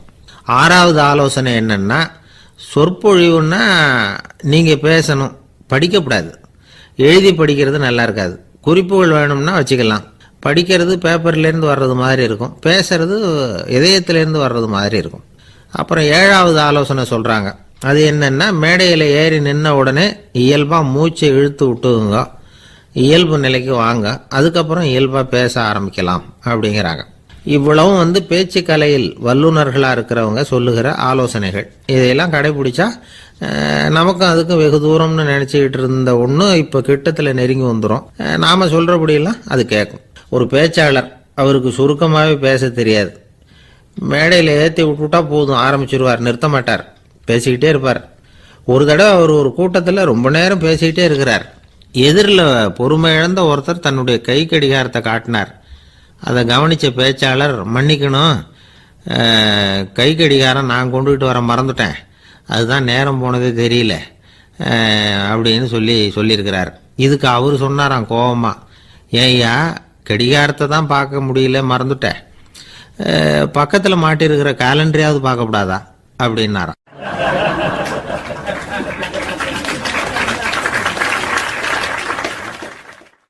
கப்பல் கடல்ல போய்கிட்டு இருக்கு. புயல், சூறாவளி, அலையெல்லாம் பெருசு பெருசா ரொம்ப உயரமா உண்டாகுது. கடுமையான காற்றிலேயும் வேகமான அலைகள்லேயும் சிக்கி அந்த கப்பல் தடுமாறுது. திசை மாறி போச்சு. எந்த பக்கம் போயிட்டு இருக்கிறோம்னே தெரியல. அந்த கப்பலை செலுத்திக்கிட்டு இருந்த மாலுமி ரொம்ப சாமர்த்தியமா செயல்பட்டார். தன்னுடைய அறிவாற்றலையும் திறமையையும் முழுமையா பயன்படுத்தினார். அந்த கப்பலை கட்டுப்படுத்தினார். மெதுவா அந்த சூறாவளியிலிருந்து கப்பலை காப்பாற்றி கரைக்கு கொண்டுட்டு வந்து சேர்த்துட்டார். மாலுமின்னு ஒருத்தர் இருந்ததுனால அந்த மரக்கலம் காப்பாற்றப்பட்டது. மாலுமின்னு ஒருத்தர் இல்லைன்னு வச்சுக்கோங்க, அந்த கப்பலோட கதி என்னவா இருக்கும் யோசிச்சு பாருங்க. ஒரு கோபக்காரனுடைய நிலைமையும் அப்படித்தானா. கோபக்காரன்கிறவன் ஒரு மாலுமி இல்லாத மரக்கலம் அப்படிங்கிறார் நபிகள் நாயகம். கொந்தளிக்கிற கடல்ல கொடுமையான அலைகளின் உச்சியில அல்லல் படுகிற மரக்கலத்தை விட மோசமானது கோபக்காரனின் நிலைமை அப்படிங்கிறது அவருடைய கருத்து. அது மாதிரி இதுன்னு சொல்லல, அதை விட மோசம் இது அப்படிங்கிறார். ஏன் தெரியுமா? ஒரு கப்பல் கடல்ல தடுமாறினா அதை சரிப்படுத்த மாலுமி இருக்கிறார். அவர் தன்னுடைய சாமர்த்தியத்தினால அதை கட்டுப்படுத்தி சரியான வழிக்கு கொண்டுட்டு வந்துருவார். ஆனா கோபக்காரனுடைய நிலைமை அப்படி இல்லை அப்படிங்கிறார் நபிகள் நாயகம். மனித மனம் ஒரு மரக்கலம், அறிவு அதுல இருக்கிற மாலுமி. மாலுமி மரக்கலத்தை செலுத்துறான், அவனுக்கு கட்டுப்பட்டு அது ஓடுது. ஆனா கோபக்காரன்கிற மனுஷங்கிட்ட அறிவுங்கிற மாலுமி சரியா வேலை செய்ய மாட்டான். ஏன்னா கோபம் அந்த மாலுமியின் கண்களை அவிச்சிரும், காதுகளை கேட்காம பண்ணிவிடும். கண்ணையும் காதையும் மூடி விட்டு கப்பலை ஓட்டுனா எப்படி ஓட்டுறது? அதனால கோபக்காரன் மாலுமி இல்லாத மரக்கலம். இடி மின்னல்ல மாட்டிக்கிட்டு கஷ்டப்படுற கப்பல் மாதிரி கஷ்டப்படுறான். பெரியவங்கள்லாம் என்ன சொல்றாங்க? உனக்கு கெடுதல் பண்ணவனுக்கும் நீ நன்மையை செய், எவருடைய விருப்பு வெறுப்பையும் பொருட்படுத்தாதே, பரம எதிரிக்கும் நீ நன்மை செய்ய ஆரம்பிச்சா உன்னுடைய தூய நிலையை பார்த்துட்டு அவனும் உனக்கு நெருக்கமான நண்பனா ஆயிடுவான். இதுதான் பெரியவங்க நமக்கு சொல்லி இருக்கிறது. புனித குர்ஆன் சொல்றது என்ன? தீமையை நன்மையை கொண்டே நீர் தடுத்து கொள்ளும் அப்படின்னு சொல்லப்பட்டிருக்கிறதுல. இன்னா செய்தாரை ஒருத்தல் அவர் நாண நன்னயம் செய்து விடல் அப்படிங்கிறார் திருவள்ளுவர். செல்வந்தர் ஒருத்தர்கிட்ட ஒரு சிறுவன் ஆடு மேய்ச்சிக்கிட்டு இருந்தானா. பெரியவர் அவனை கூப்பிட்டு, நீ நேரா போய் ஒரு ஆட்டுல உள்ள ரொம்ப நல்ல பகுதி எதுவோ அதை எடுத்துக்கிட்டு வா அப்படின்னாராம். இவன் போனான். ஒரு ஆட்டு உடம்புல இருந்த நாக்கு, இருதயம், இது ரெண்டையும் எடுத்துட்டு வந்து கொடுத்தானான். பெரியவர் வாங்கி பார்த்தார்.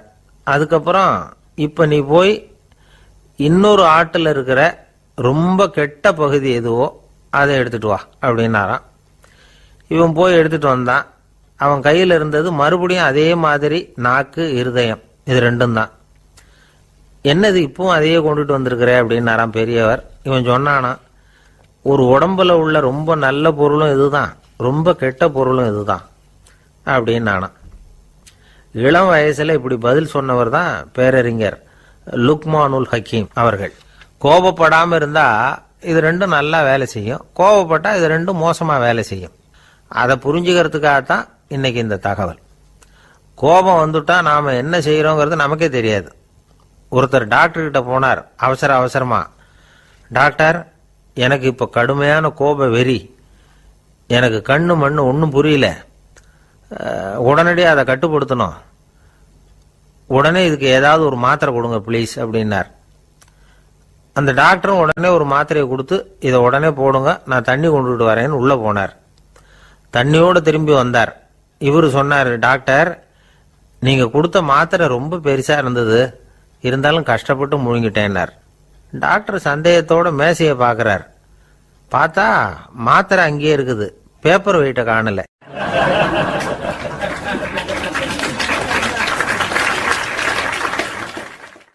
தானத்துல சிறந்தது எது அப்படின்னு ஒரு கேள்வியை கேட்டு, தானத்துல சிறந்தது நிதானம் அப்படின்னு அதுக்கு ஒரு பதிலும் சொல்றவங்க உண்டு. நிதானம் ரொம்ப அவசியம், அதுவும் இன்றைய உலகத்துக்கு ரொம்ப அவசியம். இன்னைக்கு உலகம் ரொம்ப பரபரப்பா போய்கிட்டு இருக்குது. பொறுமையா இருக்கணும்னு நினைக்கிறவங்களால கூட அப்படி இருக்க முடியறதில்ல. பொறுமையை சோதிக்கிறது மாதிரி பல சம்பவங்கள், அதையெல்லாம் சந்திச்சே தீர வேண்டியிருக்குது. எங்க போனாலும் கியூல நிக்க வேண்டியிருக்குது, எங்க போனாலும் காத்துக்கிட்டு இருக்க வேண்டியிருக்கு. ஆபீஸ்லயோ வீட்லயோ கூட நீங்க நிதானமா பொறுமையா நடந்துக்க தெரியலன்னா உங்களுக்கு சிடுமூஞ்சி, முசுடு இப்படிலாம் பேர் வச்சிருவாங்க. அது உங்களுக்கு தேவையா? சரி, வாழ்க்கையில் பொறுமைசாலின்னு பேர் வாங்கறதுக்கு என்ன வழி? முதல் பாயிண்ட், நீங்க நினைக்கிறது, எதிர்பார்க்கறது, செய்யறது எல்லாமே 100% கரெக்டா நடக்கணும்னு ஆசைப்படக்கூடாது. எதுவா இருந்தாலும் அதுல ஓரளவுக்கு தவறு நடக்கலாம் அப்படிங்கறத எதிர்பார்த்தே இருக்கணும். ஓரளவுக்கு அதை அனுமதிக்கணும். ஒரு நண்பரை 6 மணிக்கு ஒரு இடத்துக்கு வர சொல்லி இருக்கிறீங்க, 6 மணிக்கு அவர் வரல, உடனே பொறுமை இழந்து நடந்துக்கப்படாது. ஒரு 10 நிமிஷம் டிலே ஆகலாம். ஒரு வர்ற வழியில பஸ்ஸு கூட ஏதாவது டிராஃபிக்ல மாட்டியிருக்கலாம். அதெல்லாம் எதிர்பார்த்தே கொஞ்சம் காத்திருக்கிறதுல ஒன்றும் தப்பு இல்லை. சில சமயம் டிலே ஆகிறது கூட நல்லதா முடியும். ஒரு பஸ்ஸை தவற விட்டுட்டு, ஐயோ கொஞ்சம் ஒரு 2 நிமிஷம் முன்னாடி வந்திருந்தா பிடிச்சிருக்கலாமே அப்படின்னு தவிச்சுக்கிட்டு இருப்பாங்க சில பேர். அடுத்தபடியாக வர்ற பஸ்ஸு நேரடியாக நீங்கள் போக வேண்டிய இடத்துக்கே கொண்டு போய் விடுற பஸ்ஸாக கூட இருக்கலாம். அது உங்களுக்கு முன்னாடி தெரியாதுல்ல. சில நெருக்கடியான சூழ்நிலைகளை தமாஷா எடுத்துக்கிறதுக்கு பழகிக்கணும். சில இடங்களுக்கு போகிறப்ப காத்திருக்கிறதுக்கு நம்ம மனசை தயார்படுத்திக்கிட்டே போகணும். ஒரு ரயிலுக்கோ பஸ்ஸுக்கோ அல்லது விமானத்துக்கோ கப்பல் பிரயாணத்துக்கோ போகிறப்போ அங்கே போய் நீங்கள் மணிக்கணக்கில் கூட காத்துக்கிட்டு தான் இருக்கணும். புறப்படுற நேரம் கூட மாறலாம். நீங்கள் போய் சேர்ந்ததும் அது உடனே புறப்படணும்னு கட்டாயமாக என்ன? அது மாதிரி சமயத்தில் படிக்கிறதுக்குன்னு சில சுவாரஸ்யமான புத்தகங்களையும் கையில் எடுத்துக்கலாம். உங்களை சுற்றி எவ்வளவோ சுவாரஸ்யமான சம்பவங்கள் நடந்துக்கிட்டு இருக்குதுல்ல, அதையெல்லாம் வேடிக்கை பாருங்கள். எதுக்காக காத்துக்கிட்டு இருக்கிறோமோ அந்த காரியத்தில் உண்மையாகவே நமக்கு ஒரு அக்கறை இருந்தால் நமக்கு போர் அடிக்காது. சில கோயில்களில் பார்த்துருப்பீங்க, தரிசனத்துக்காக பக்தர்கள் நாள் கணக்கில் காத்துக்கிட்டு இருப்பாங்க. அவங்களெலாம் அழுத்துக்கிறது இல்லை. ஆண்டவனை தரிசிக்கணுங்கிற உண்மையான அக்கறை இருக்கிறதுனால அவங்களுக்கு போர் அடிக்கிறது இல்லை. ஆனால் சில சினிமா தியேட்டரில் கூட பார்க்கலாமே, சினிமா கியூ கூட அப்படி தான். சாயந்தரம் 6 மணி ஆட்டத்துக்கு காலம்பரம் 6 மணிக்கே போய் கூட காத்துக்கிட்டு இருப்பாங்க. அவங்களுக்கெல்லாம் போர் அடிக்காது, படம் பார்க்குற ஆர்வம். இன்னொரு முக்கியமான விஷயத்த நாம் பழக்கப்படுத்திக்கணும். லிவ் ஃபார் தி மூமெண்ட் அப்படிங்கிறாங்க நிபுணர்கள். ரொம்ப பேர் எப்படின்னா அடுத்தபடியாக நடக்க போகிற விஷயத்திலேயே கவனமாக இருப்பாங்க. அந்த நினைப்புலேயே இந்த நிமிஷத்தை பொறுமை இல்லாமல் கழிப்பாங்க. ஒருத்தர் இருக்கார், அவர் எப்படின்னா ஆஃபீஸ் முடியறதுக்குள்ளேயே சார் 5 மணிக்கெல்லாம் ரெடியாக இருங்க, நாம் அந்த ஹோட்டலில் போய் டிஃபன் சாப்பிட்ணும் அப்படின்னு 4 மணிலேருந்து சொல்லிகிட்டு இருப்பார். 4:55 பரபரப்பாக ஓடி வருவார். 2 பேரும் புறப்படுவோம், ஹோட்டலுக்கு போவோம், சாப்பிட்டுக்கிட்டு இருப்போம். அப்படி சாப்பிட்டுட்டு இருக்கிறப்ப, சார் சார் சாப்பிட்டு முடித்ததும் நேராக ஒரு ஜவுளி கடைக்கு போகிறோம் அப்படிம்பார். பரபரக்க சாப்பிட்டு முடிப்பார், புறப்படுவார். ஜவுளி கடையில் அவசர அவசரமாக சீக்கிரம் பில் போடுங்க சார், சினிமாவுக்கு நேரம் ஆகிடும்பார். சினிமா தியேட்டரில் உட்காந்து அடுத்தபடியாக எங்கே டின்னர் சாப்பிட்றதுன்னு யோசனை பண்ணிகிட்டு இருப்பார். ராத்திரி படுக்கையில் விழுந்ததுக்கு அப்புறமும் நாளைக்கு காலையில் எழுந்திரிச்சதும் அதை பண்ணணும் இதை பண்ணணும்னு திட்டம் போட்டுக்கிட்டே இருப்பார். அதாவது எப்போவும் அடுத்த நிமிஷம், அடுத்த நாள், அடுத்த வாரம், அடுத்த வருஷம், இதுதான் அவங்க சிந்தனை. இந்த நிமிஷம் என்ஜாய்மெண்ட்டை அவங்க இழந்துடுறாங்களாம். அதனால தான் வாழ்நாள் பூரா பொறுமையின்மை, அவஸ்தை, அல்லல். அதனால் நாம் எல்லாரும் வாழ்க்கையில் நிதானமாக இருக்கிறதுக்கு கற்றுக்கணுமா. அதுக்காக இந்த நிதானத்துக்கு வேறு விதமான அர்த்தம் பண்ணிக்கக்கூடாது. ஒருத்தர் அப்படித்தான் ஒரு தடவை அவருடைய குதிரை காணாமல் போயிட்டு தான். அதுக்காக அவர் கவலைப்படலை, நிம்மதியாக இருந்தார், சந்தோஷமாக இருந்தார். என்ன சார் இது, உங்கள் குதிரை திருட்டு போயிட்டுதுங்கிறீங்க, நீங்கள் கவலைப்படாமல் இருக்கிறீங்களே அப்படின்னு கேட்டாங்களாம்.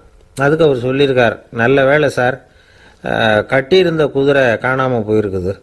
நான் அது மேலே உட்காந்துருக்கிற சமயம் அது காணாமல் போயிருந்ததுன்னா, திருட்டு போயிருந்ததுன்னா நானும் சேர்ந்தில் காணாமல் போயிருப்பேன் அப்படின்னாராம். எவ்வளவு நிதானமான ஆள் பாருங்க.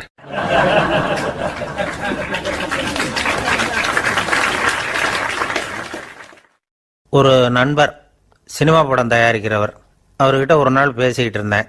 அது எப்படி சார், நீங்கள் எடுக்கிற எந்த படமும் கையை கடிக்காத அளவுக்கு எடுத்துடுறீங்களே, அது எப்படின்னு கேட்டேன். அது ஒன்றும் பெரிய விஷயம் இல்லை சார். பெண்களுக்குன்னு சில உருக்கமான காட்சிகள், இளைஞர்களுக்குன்னு சில நடனங்கள், அடிதடி காட்சிகள், அப்புறம் வயசானவங்களுக்குன்னு சில ஆன்மீக காட்சிகள், சின்ன பிள்ளைங்களுக்கு சிரிப்பு, இப்படி எல்லாமும் சேர்த்து நான் படம் எடுக்கிறேன். மசாலா படம்னு பேர். இது ரொம்ப பெருசாக இல்லைன்னாலும் ஓரளவுக்கு சுமாராக ஓடிடும், கையை கடிக்காது அப்படின்னார். இது ஒரு உத்தி. சில பத்திரிகை ஆசிரியர்களும் இந்த உத்தியை கையாளுறது உண்டு. இந்த உத்திக்கு பார்னம் உத்தி அப்படின்னு பேர். பார்னம் எஃபெக்ட் அப்படின்னு சொல்லுவாங்க. அதாவது ஃபீனியஸ் டி பார்னம் அப்படின்னு ஒருத்தர் அமெரிக்காவில் இருந்தாராம். அதாவது 19ஆம் நூற்றாண்டில் அமெரிக்காவில் கொடிகட்டி பறந்த ஒரு சர்க்கஸ் நிறுவனத்தின் அதிபர் அவர். இந்த உலகத்தில் ஒவ்வொரு நிமிஷமும் ஒரு ஏமாளி பறந்துக்கிட்டே இருக்கிறான் அப்படிங்கிறது அவருடைய சித்தாந்தம். ஒவ்வொருத்தரையும் திருப்திப்படுத்துகிற அளவுக்கு அம்சங்களை கொஞ்சம் கொஞ்சமாக கலந்து கேளிக்கை நிகழ்ச்சிகளை நடத்தினது தான் அவருடைய மகத்தான வெற்றிக்கு காரணம். அதனால் அந்த உத்தியை யார் கடைப்பிடிச்சாலும் சரி, அதுக்கு பார்னம் உத்தி அப்படின்னு பேர் வந்துட்டுது. ஜோசியம் சொல்கிறவங்களுக்கும் இந்த உத்தி தான் கை கொடுக்குது. ஒரு விஷயத்தை ஒருத்தருடைய கோள் நிலைகள் அல்லது கையெழுத்து நிரூபிக்கிறதாக அவர்கிட்ட சொன்னால் அதை அவர் நம்பிவிடுவார். ஆனால் அந்த விஷயம் நல்லதாக இருக்கணும், நேர்மையானதாக இருக்கணும், அதாவது பாசிட்டிவாக இருக்கணும். 8ஆம் இடத்துல குரு, 9ஆம் இடத்துல சனி, நீங்கள் ஒரு பெரிய மேதை தான் அப்படின்னு சொல்லுவாங்க. கேட்குறவங்களுக்கு அதை மறுக்கிறதுக்கு மனசு வராது.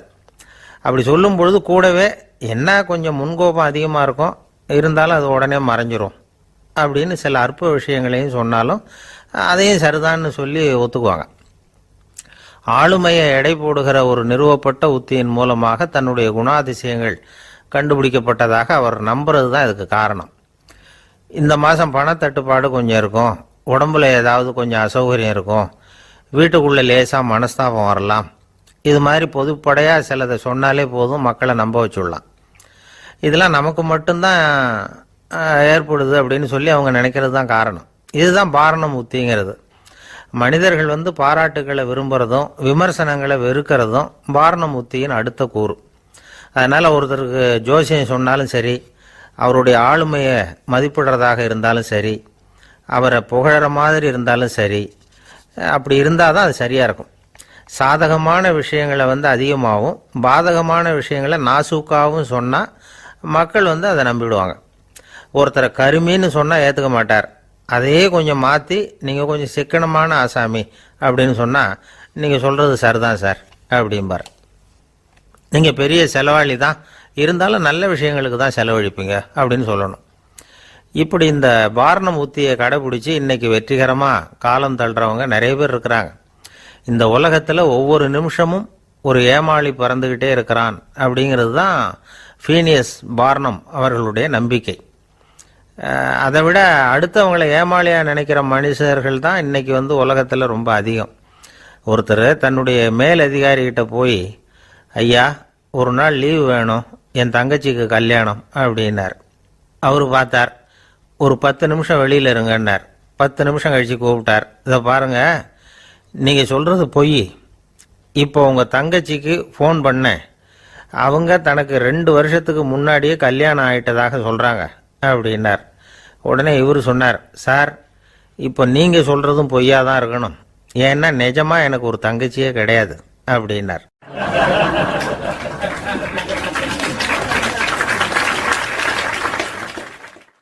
ஒரு நாள் காலை நேரம் ஒரு குரு படுக்கையை விட்டு எழுந்திருக்கிறார். உடனே சீடர்களை பார்த்து எல்லாரும் இப்படி வாங்கங்கிறார். எல்லாரும் வர்றாங்க வேகமாக. என்னங்க வேணும் உங்களுக்கு அப்படிங்கிற மாதிரி எல்லாரும் குருவை பார்த்தாங்க பயபக்தியோட. குரு அந்த சீடர்களை பார்த்து, இதை பாருங்க, இப்போ நான் ஒரு சிக்கலான விவகாரத்தில் மாட்டிக்கிட்டு இருக்கிறேன், அதை நீங்கள் தீர்த்து வச்சா நல்லதுன்னார். சீடர்களுக்கு ஒன்றும் புரியல. என்ன இது இவர் இப்படி சொல்கிறாரு? நமக்குள்ள எல்லா விவகாரங்களையும் தீர்த்து வைக்கிறவர் நம்ம குருநாதர். அவருடைய விவகாரத்தை நாம் தீர்த்து வைக்கிறதா? ஆச்சரியமாக இருக்குதே, குருநாதருக்கே சிக்கலா அப்படின்னு யோசனை பண்ண ஆரம்பித்தாங்க. இருந்தாலும் ரொம்ப பணிவாக கேட்டாங்க, சுவாமி உங்களுக்கே சிக்கலா? இந்த உலகத்து சிக்கல்களுக்கும் சிரமங்களுக்கும் அப்பாற்பட்டவர் அல்லவா தாங்கள்? அப்படிப்பட்ட உங்களுக்கு சிக்கல்னா அது எப்படி அப்படின்னாங்க. எனக்கு ஏற்பட்டிருக்கிற சிக்கல் அவ்வளவு பெருசு, ரொம்ப பெரிய விவகாரம் அது அப்படின்னார் குரு. கொஞ்சம் விவரமாக சொல்லுங்க அப்படின்னாங்க இவங்க. இப்போ அந்த குரு விவரத்தை சொன்னார். அதாவது நேற்று ராத்திரி நான் ஒரு கனவு கண்டேன். அந்த கனவில் நான் ஒரு பட்டாம்பூச்சியாக மாறிட்டேன். அப்படி மாறி ஒவ்வொரு மலராக பறந்து போய் உட்காந்து தேன் சாப்பிட்டேன் அப்படின்னார். சீடர்கள் இதை கேட்டதும் ரொம்ப திகைச்சு போயிட்டாங்க. என்ன இது, இது ஒரு பெரிய பிரச்சனையா? ஒரு சாதாரண கனவு கண்டதுக்காகவா இந்த காலை வேளையில் நம்மளையெல்லாம் குருநாதர் இவ்வளவு அவசரமாக கூப்பிட்டுருக்கார் அப்படின்னு நினச்சாங்க. இருந்தாலும் கேட்டாங்க, இதில் என்ன சிக்கல் சுவாமி? கனவுங்கிறது எல்லாருக்கும் வரத்தானே செய்யும் அப்படின்னார் ஒரு சீடர். சீடர்களே, பிரச்சனை அது இல்லை. நான் இன்னைக்கு காலையில் கண்ணு முழிச்சு பார்த்தப்போ நான் நானாக மறுபடியும் மாறிட்டேங்கிறத தெரிஞ்சுக்கிட்டேன். இதில் சிக்கல் என்னன்னா, இப்போ அந்த பட்டாம்பூச்சி தான் நானாக ஆயிட்டதாக கனவு கண்டுகிட்டு இருக்கா அப்படிங்கிறது தான். ஒரு மனுஷன் பட்டாம்பூச்சி ஆகிறதாக கனவு காண முடியுங்கிறப்போ அந்த பட்டாம்பூச்சியும் மனுஷனாக ஆகிறதாக கனவு காண முடியும் இல்லையா? இப்போ எனக்கு யதார்த்த நிலை தெரியணும், எது நிஜம்னு தெரியணும். நேற்று ராத்திரி நான் கண்டது கனவா, அல்லது இது பட்டாம்பூச்சி கண்டுகிட்டு இருக்கிற கனவா? இதுதான் குரு கேட்ட கேள்வி. இதை கேட்டதும் சீடர்கள் ரொம்ப குழம்பி போயிட்டாங்க. சுவாமி, இது வரைக்கும் நாங்கள் தூங்குறப்ப பார்க்கறது கனவுன்னும் மூழ்கிக்கிட்டு இருக்கிறப்ப பார்க்கறது நனவுன்னு நம்பிக்கிட்டு இருக்கிறோம். இப்போ எங்களை ரொம்ப குழப்பிட்டீங்க, இதுக்கு பதில் சொல்ல எங்களுக்கு சக்தி இல்லை அப்படின்னு சொல்லிவிட்டாங்களாம். அதுக்கப்புறம் அந்த குரு சொன்னாராம், நினைவு தான் முக்கியமான அம்சம். முடிவு கட்டம்னா பகலின் நினைவுகளை விட இரவின் கனவுகளே ரொம்ப உண்மை. ஒருத்தன் தூங்க போனால் தூங்கிக்கிட்டே இருந்தால் அவன் காணும் கனவு பொய்ங்கிறத அவன் உணர மாட்டான். ஒவ்வொரு கனவும் காணும் பொழுது அது ரொம்ப உண்மையாக தான் தெரியுது. ஒரு கனவு கூட உண்மை இல்லைன்னு கனவுல தோன்றுவதே இல்லை அப்படின்னார் குரு. அகில வாழ்வு அத்தனையும் சொற்பனம் கண்டாய் அப்படிங்கிறார் தாயுமானவர். ஆகையினால நம்ம கனவுலேருந்து நாம் என்னைக்கு முழிச்சிக்க போகிறோம் அப்படிங்கிறது தான் ஒரு முக்கியமான கேள்வி. ஒருத்தர் வந்தார், காலில் கட்டோடு வந்தார். என்னங்க காலில் கட்டுன்னு?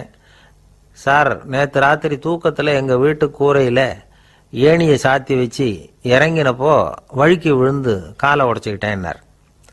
உங்கள் வீட்டில் தான் ஏணியே கிடையாது சார் அப்படின்னு. உண்மைதான் சார், நான் கீழே விழுந்து முழிச்சுக்கிட்டதுக்கு அப்புறம் தானே ஏணி இல்லைங்கிறது எனக்கு ஞாபகம் வந்தது அப்படின்னார்.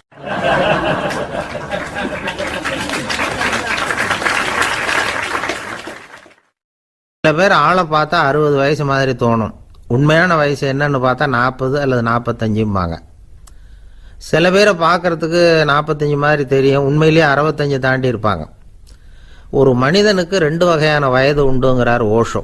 அதாவது உடம்புக்குன்னு ஒரு வயசு, மனசுக்குன்னு ஒரு வயசு. முதல் உலக மகாயுத்தம் நடந்தது இல்லையா, அது முடிஞ்சதுக்கு அப்புறம் முதல் தடவையா மனிதனின் மூளை வளர்ச்சியை பற்றி மனநல வைத்தியர்கள் ஒரு கணக்கெடுப்பு சோதனை நடத்தினாங்களாம். அது வரைக்கும் மனிதனுக்கு 2 வகையான வயது உண்டுன்னு யாரும் சிந்திச்சதே இல்லையா. அந்த உலக மகா யுத்தம் முடிஞ்சதுக்கு அப்புறம் மனிதனுடைய சராசரி மனதின் வயதை கணக்கிட்டு பார்க்கும் பொழுது அவங்களுக்கெல்லாம் ரொம்ப அதிர்ச்சியாக இருந்துதான். ஏன்னா அது ரொம்ப பின்தங்கிய நிலையில் இருந்திருக்கு, வளர்ச்சி அடையாத நிலையில் இருந்திருக்கு. அவங்க கண்டுபிடிச்ச பிரகாரம் அப்போ மனசோட சராசரி வயசு என்ன தெரியுமா? 14. அப்படின்னா பார்த்துங்க, உடல் ரீதியாக ஒருத்தரோட வயசு 70 கூட இருக்கலாம், ஆனால் மனசோட வயசு 14 தான். இதுக்கு நேர்மாறாக அமைஞ்சு போச்சுன்னு வச்சுங்க. அதாவது ஒருத்தருக்கு உண்மையிலேயே 14 வயசு, அதாவது உடலோட வயசு 14, அவரோட மனசின் வயசு 70ன்னு வச்சுக்கோங்க. இப்படி அமைஞ்சுட்டுதுன்னா அவர் சீக்கிரம் ஞானத்தன்மை அடைஞ்சிருவார் அப்படின்னு அர்த்தம். இப்போ நமக்கெல்லாம் உடம்போட வயசு மனசோட வயசு ரெண்டும் ஒன்றா இருந்துட்டா அதுவே போதும், அதுவே பெரிய விஷயம். இப்போ எமர்சன் கிட்ட போய் ஒருத்தர் கேட்டாராம், உங்கள் வயசு என்ன அப்படின்னு. அவர் உடனே பதில் சொல்லியிருக்கார், 360 வருஷம் அப்படின்னாராம். கேட்டவர் குழம்பி போயிட்டார்.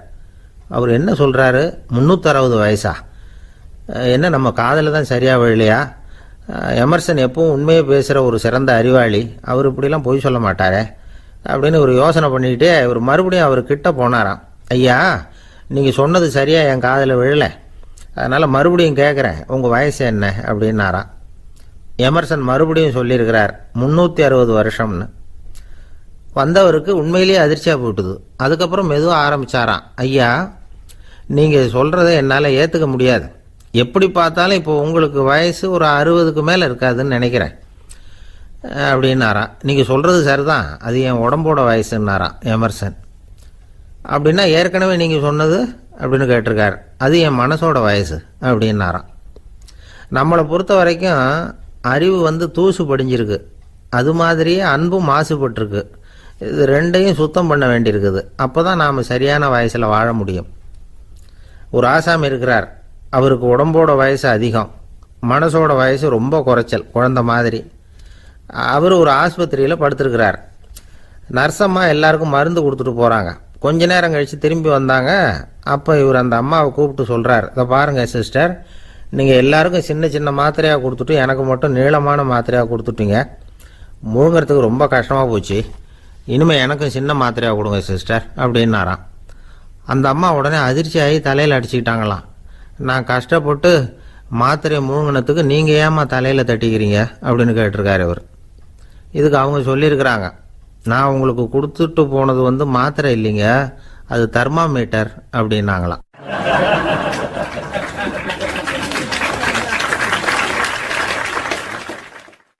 நாட்டில் நல்லவங்க ஒருத்தர் 2 பேர் இருக்கிறதுனால தாங்க மழையே பெய்யுது அப்படின்னு சொல்றது உண்டு. நல்லார் ஒருவர் உளரேல் அவர் பொருட்டு எல்லாருக்கும் பெய்யும் மழை.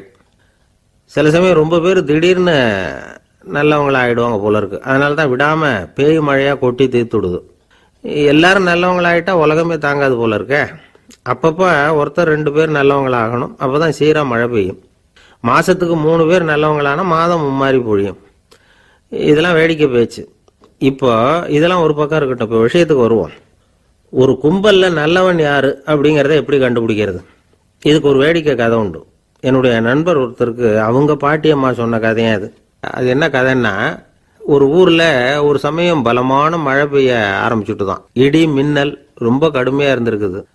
ஆரம்பிச்ச மழை வர வர கடுமையா ஆகிட்டு இருக்குதே தவிர நிக்கிற பாடா தெரியல. ஊர் ஜனங்கள்லாம் பார்த்தாங்க.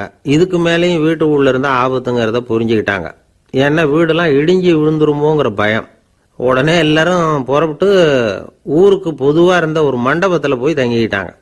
மின்னல் கடுமையா இருந்தது, இடி எந்த நேரத்திலையும் விழலாம்ங்கிற நிலைமை, எப்போ விழலாம்னு பார்த்துக்கிட்டு இருக்குது. அந்த மண்டபத்தில் இருந்த ஜனங்கள் மனசுக்குள்ள ஒரு பயம். நம்ம கூட்டத்தில் யாராவது ஒரு கெட்டவன் பாவம் பண்ணவன் இருந்தா கூட இடி இந்த மண்டபத்தில் விழுந்துரும், அது எல்லாருக்கும் ஆபத்து அப்படின்னு நினைச்சாங்க.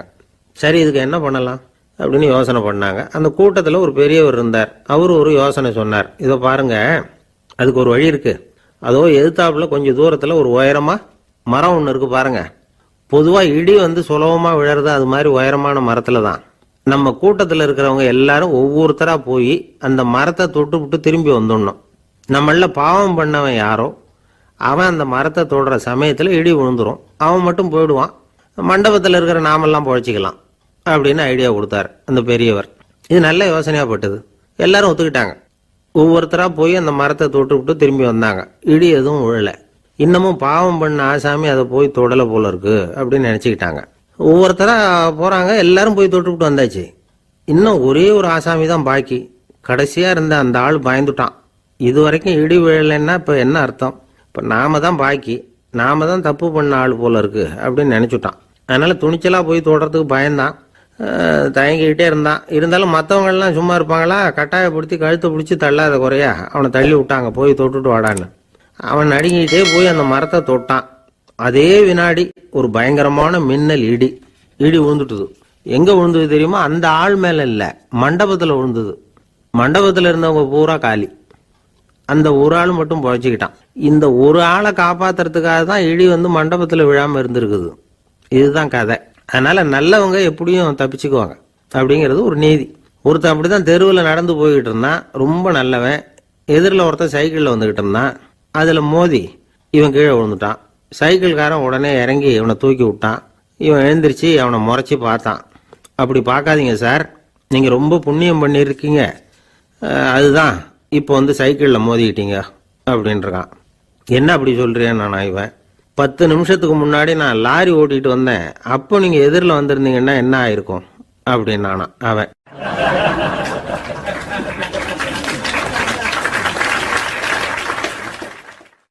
எனக்கு அதிர்ஷ்டமே இல்லை சார் அப்படின்னாரு ஒருத்தர். ஏன் அப்படி சொல்றீங்கன்னு கேட்டோம். வியாபாரம் பண்ணலாம்னு ஒரு கடை வச்சேன், வேண்டியப்பட்டவங்க கூட என் கடையில் எதுவும் வாங்க மாட்டேங்கிறான், எல்லாரும் அடுத்த கடைக்கு தான் போறான் அப்படின்னு சொல்லி ரொம்ப அழுத்துக்கிட்டார். இதுக்கு போய் அதிர்ஷ்டம் இல்லைன்னு சொல்லாதீங்க, வாடிக்கையாளர்களை கவர்றது எப்படிங்கிறது உங்களுக்கு தெரியல, அதுதான் குறை அப்படின்னும். சார் உங்களுக்கு தெரிஞ்ச அந்த ரகசியத்தை எனக்கும் கொஞ்சம் சொல்லி கொடுங்களேன் அப்படின்னார். சரி உங்க காதை இப்படி கொடுங்க அப்படின்னு சொல்லி அது சம்பந்தமா பெரிய வல்லுநர்கள் சொல்லி இருக்கிற கருத்துக்களை அவர்கிட்ட சொல்ல ஆரம்பிச்சோம். அதாவது இந்த வாடிக்கையாளர்களை கவர்றதுக்கு வல்லுநர்கள் பல ஆலோசனைகளை ஏற்கனவே சொல்லி வச்சிருக்கிறாங்க. அது சம்பந்தமா அனுபவப்பட்டவங்க, அதை தெரிஞ்சு வச்சுக்கணும். அதாவது கடை வச்சிருக்கிறவங்க எல்லாரும் இதை கொஞ்சம் காதில் வாங்கி வச்சுக்கணும். எதை இப்ப சொல்ல போறத. எப்பவும் பணத்தை சம்பாதிக்கிறதுலயே குறியா இருக்கக்கூடாதான். அதை விட முக்கியமா நீங்க சம்பாதிக்க வேண்டியது வாடிக்கையாளர்களுடைய மன நிறைவு. வர்றவங்க திருப்தியோட போகணும், அது முக்கியம். அதுல கவனமா இருக்கணும். கடைக்கு வர்ற ஒருத்தர் ஏதாவது ஒரு குறை சொல்றாருன்னு வச்சுங்க, அதை அலட்சியப்படுத்தக்கூடாது. ரொம்ப அக்கறையோட அதை காது கொடுத்து கேட்கணும். அப்படியா சார், அதை நான் அவசியம் கவனிக்கிறேன் அப்படின்னு சொல்லணும். ஒருத்தர் வரார், சார் நேத்திக்கு உங்க கடையில் இதை நான் வாங்கிட்டு போனேன், வீட்டில் இது வேணான்னு சொல்லிவிட்டாங்க, அது திருப்பி கொடுக்கறதுக்காக தான் வந்திருக்கிறேன் அப்படின்னு சொல்லி திருப்பி கொடுக்குறார். உடனே நீங்க முகம் சுளிக்க கூடாது, எரிச்சல் படக்கூடாது. வழக்கம் போல நிதானமா முகம் அலர்ச்சியோட அதை திருப்பி வாங்கிக்கணும். இவ்வளவு ரூபாய்க்கு சாமான் வாங்கினா இந்த ஸ்பூன் அன்பளிப்பு, இப்படி ஏதாவது கொடுக்கலாம். பண்டிகை காலங்கள்லேயும் பொருள்கள் வாங்குறவங்களுக்கு இப்படி ஏதாவது பொருத்தமா ஒரு அன்பளிப்பு கொடுக்கலாம். நீங்க கொடுக்கறது ஒரு சர்வசாதாரணமான பொருளா இருந்தா கூட அது வாங்குற ஒரு மனசுல ஒரு மகிழ்ச்சியை ஏற்படுத்தும். எதுவும் உங்களால கொடுக்க முடியலன்னா உங்க முகம் நிறைஞ்ச சிரிப்பையாவது கொடுங்க, அது போதும். உங்க கடையில் இல்லாத ஒரு பொருளை வாடிக்கையாளர் கேட்கிறார், உடனே இல்லைன்னு முகத்தில் அடிச்சது மாதிரி சொல்லிடக்கூடாது. கொஞ்சம் உட்காருங்க சார் அப்படின்னு சொல்லி உங்க பணியாளர் யாரையாவது அனுப்பி வெளியில இருந்து வாங்கிட்டு வர சொல்லி அவர்கிட்ட கொடுக்கலாம். சில பேர் உங்க கடைக்கு வரும்பொழுது அவங்க வீட்டு குழந்தைகளையும் கூப்பிட்டுக்கிட்டு வர்றாங்கன்னு வைங்க. நீங்க என்ன செய்யணும்னா அந்த குழந்தைகளை முதல்ல கவனிக்கணும். அது கண்ணத்தை கிள்ளணும், அதுகிட்ட விளையாடணும், அதுக்கு ஏதாவது மிட்டாய் பிஸ்கட் எதையாவது கொடுத்து அது கவனத்தை கவரணும். அதுக்கப்புறம் பெரியவங்களை கவனிக்கலாம். உங்க கடையில வேலை செய்யற பணியாளர்கள் சுத்தமா இருக்கணும், சிரிச்ச முகம், சுறுசுறுப்பு, இது ரெண்டும் அவங்களுக்கு தேவை. அழுது வடிஞ்சிக்கிட்டு இருக்கக்கூடாது. அப்புறம் இன்னொரு விஷயம், அதிகமா பொருள் வாங்குற ஒருத்தர்கிட்ட அதிக மரியாதையாகவும் குறைச்சலா பொருள் வாங்குறவர்கிட்ட வேற விதமாகவும் நடந்துக்க கூடாது. எல்லாருக்கிட்டையும் சமமா நடந்துக்கணும். 5 ரூபாய்க்கு வாங்கினாலும் சரி, 500 ரூபாய்க்கு வாங்கினாலும் சரி, அவங்க கிட்ட நீங்க காட்டுற மரியாதையில வித்தியாசம் இருக்கக்கூடாது. எல்லாத்துக்கும் மேல உங்க கடையில ஒரு பொருள் வாங்கினா அது உண்மையானதா இருக்கும், தரமுள்ளதா இருக்கும் அப்படிங்கிற நினைப்பு ஜனங்களுக்கு வரணும். அதனால தரமான பொருளையே நீங்க உங்க கடையில வச்சிருக்கணும். இது வரைக்கும் நான் சொன்னதையெல்லாம் கவனத்துல வச்சுக்கிட்டு நீங்க கடையை ஆரம்பிச்சீங்கன்னா வியாபாரம் பிச்சுக்கிட்டு போகும். அப்படி போகலன்னா அதுக்கப்புறம் கேளுங்க. ஏன்னா இந்த யோசனைகள்லாம் அனுபவப்பட்டவங்க சொல்லியிருக்கிற யோசனைகள். இந்த யோசனைகள்ல நீங்க எச்சரிக்கையா இருக்க வேண்டிய ஒரு விஷயம் உண்டு. அது என்னங்கிறதையும் தெரிஞ்சு வச்சுக்கிறது நல்லது. என்னுடைய நண்பர் ஒருத்தர் வந்தார். சார், உங்கள் யோசனையை கேட்டதுனால நான் ஒரு அறை வாங்கினது தான் மிச்சம்னார். என்ன ஆச்சுன்னு கேட்டேன். எங்கள் கடைக்கு ஒரு பெரிய அம்மா குழந்தைய தூக்கிட்டு வந்தாங்க சார். உங்கள் யோசனைப்படி அந்த குழந்தையோட கன்னத்தை கிள்ளணும்னு முயற்சி பண்ணினேன். திடீர்னு அந்த நேரம் பார்த்து அந்த குழந்தை தலையை குனிஞ்சிக்கிட்டுது. என் கை குழந்தையோட கன்னத்துக்கு பதிலாக அது தூக்கிட்டு வந்தவங்க கன்னத்தை கிள்ளி விட்டுது. அதுதான் அப்படி ஆயிட்டுது அப்படின்னார், கன்னத்தை தடவிக்கிட்டே.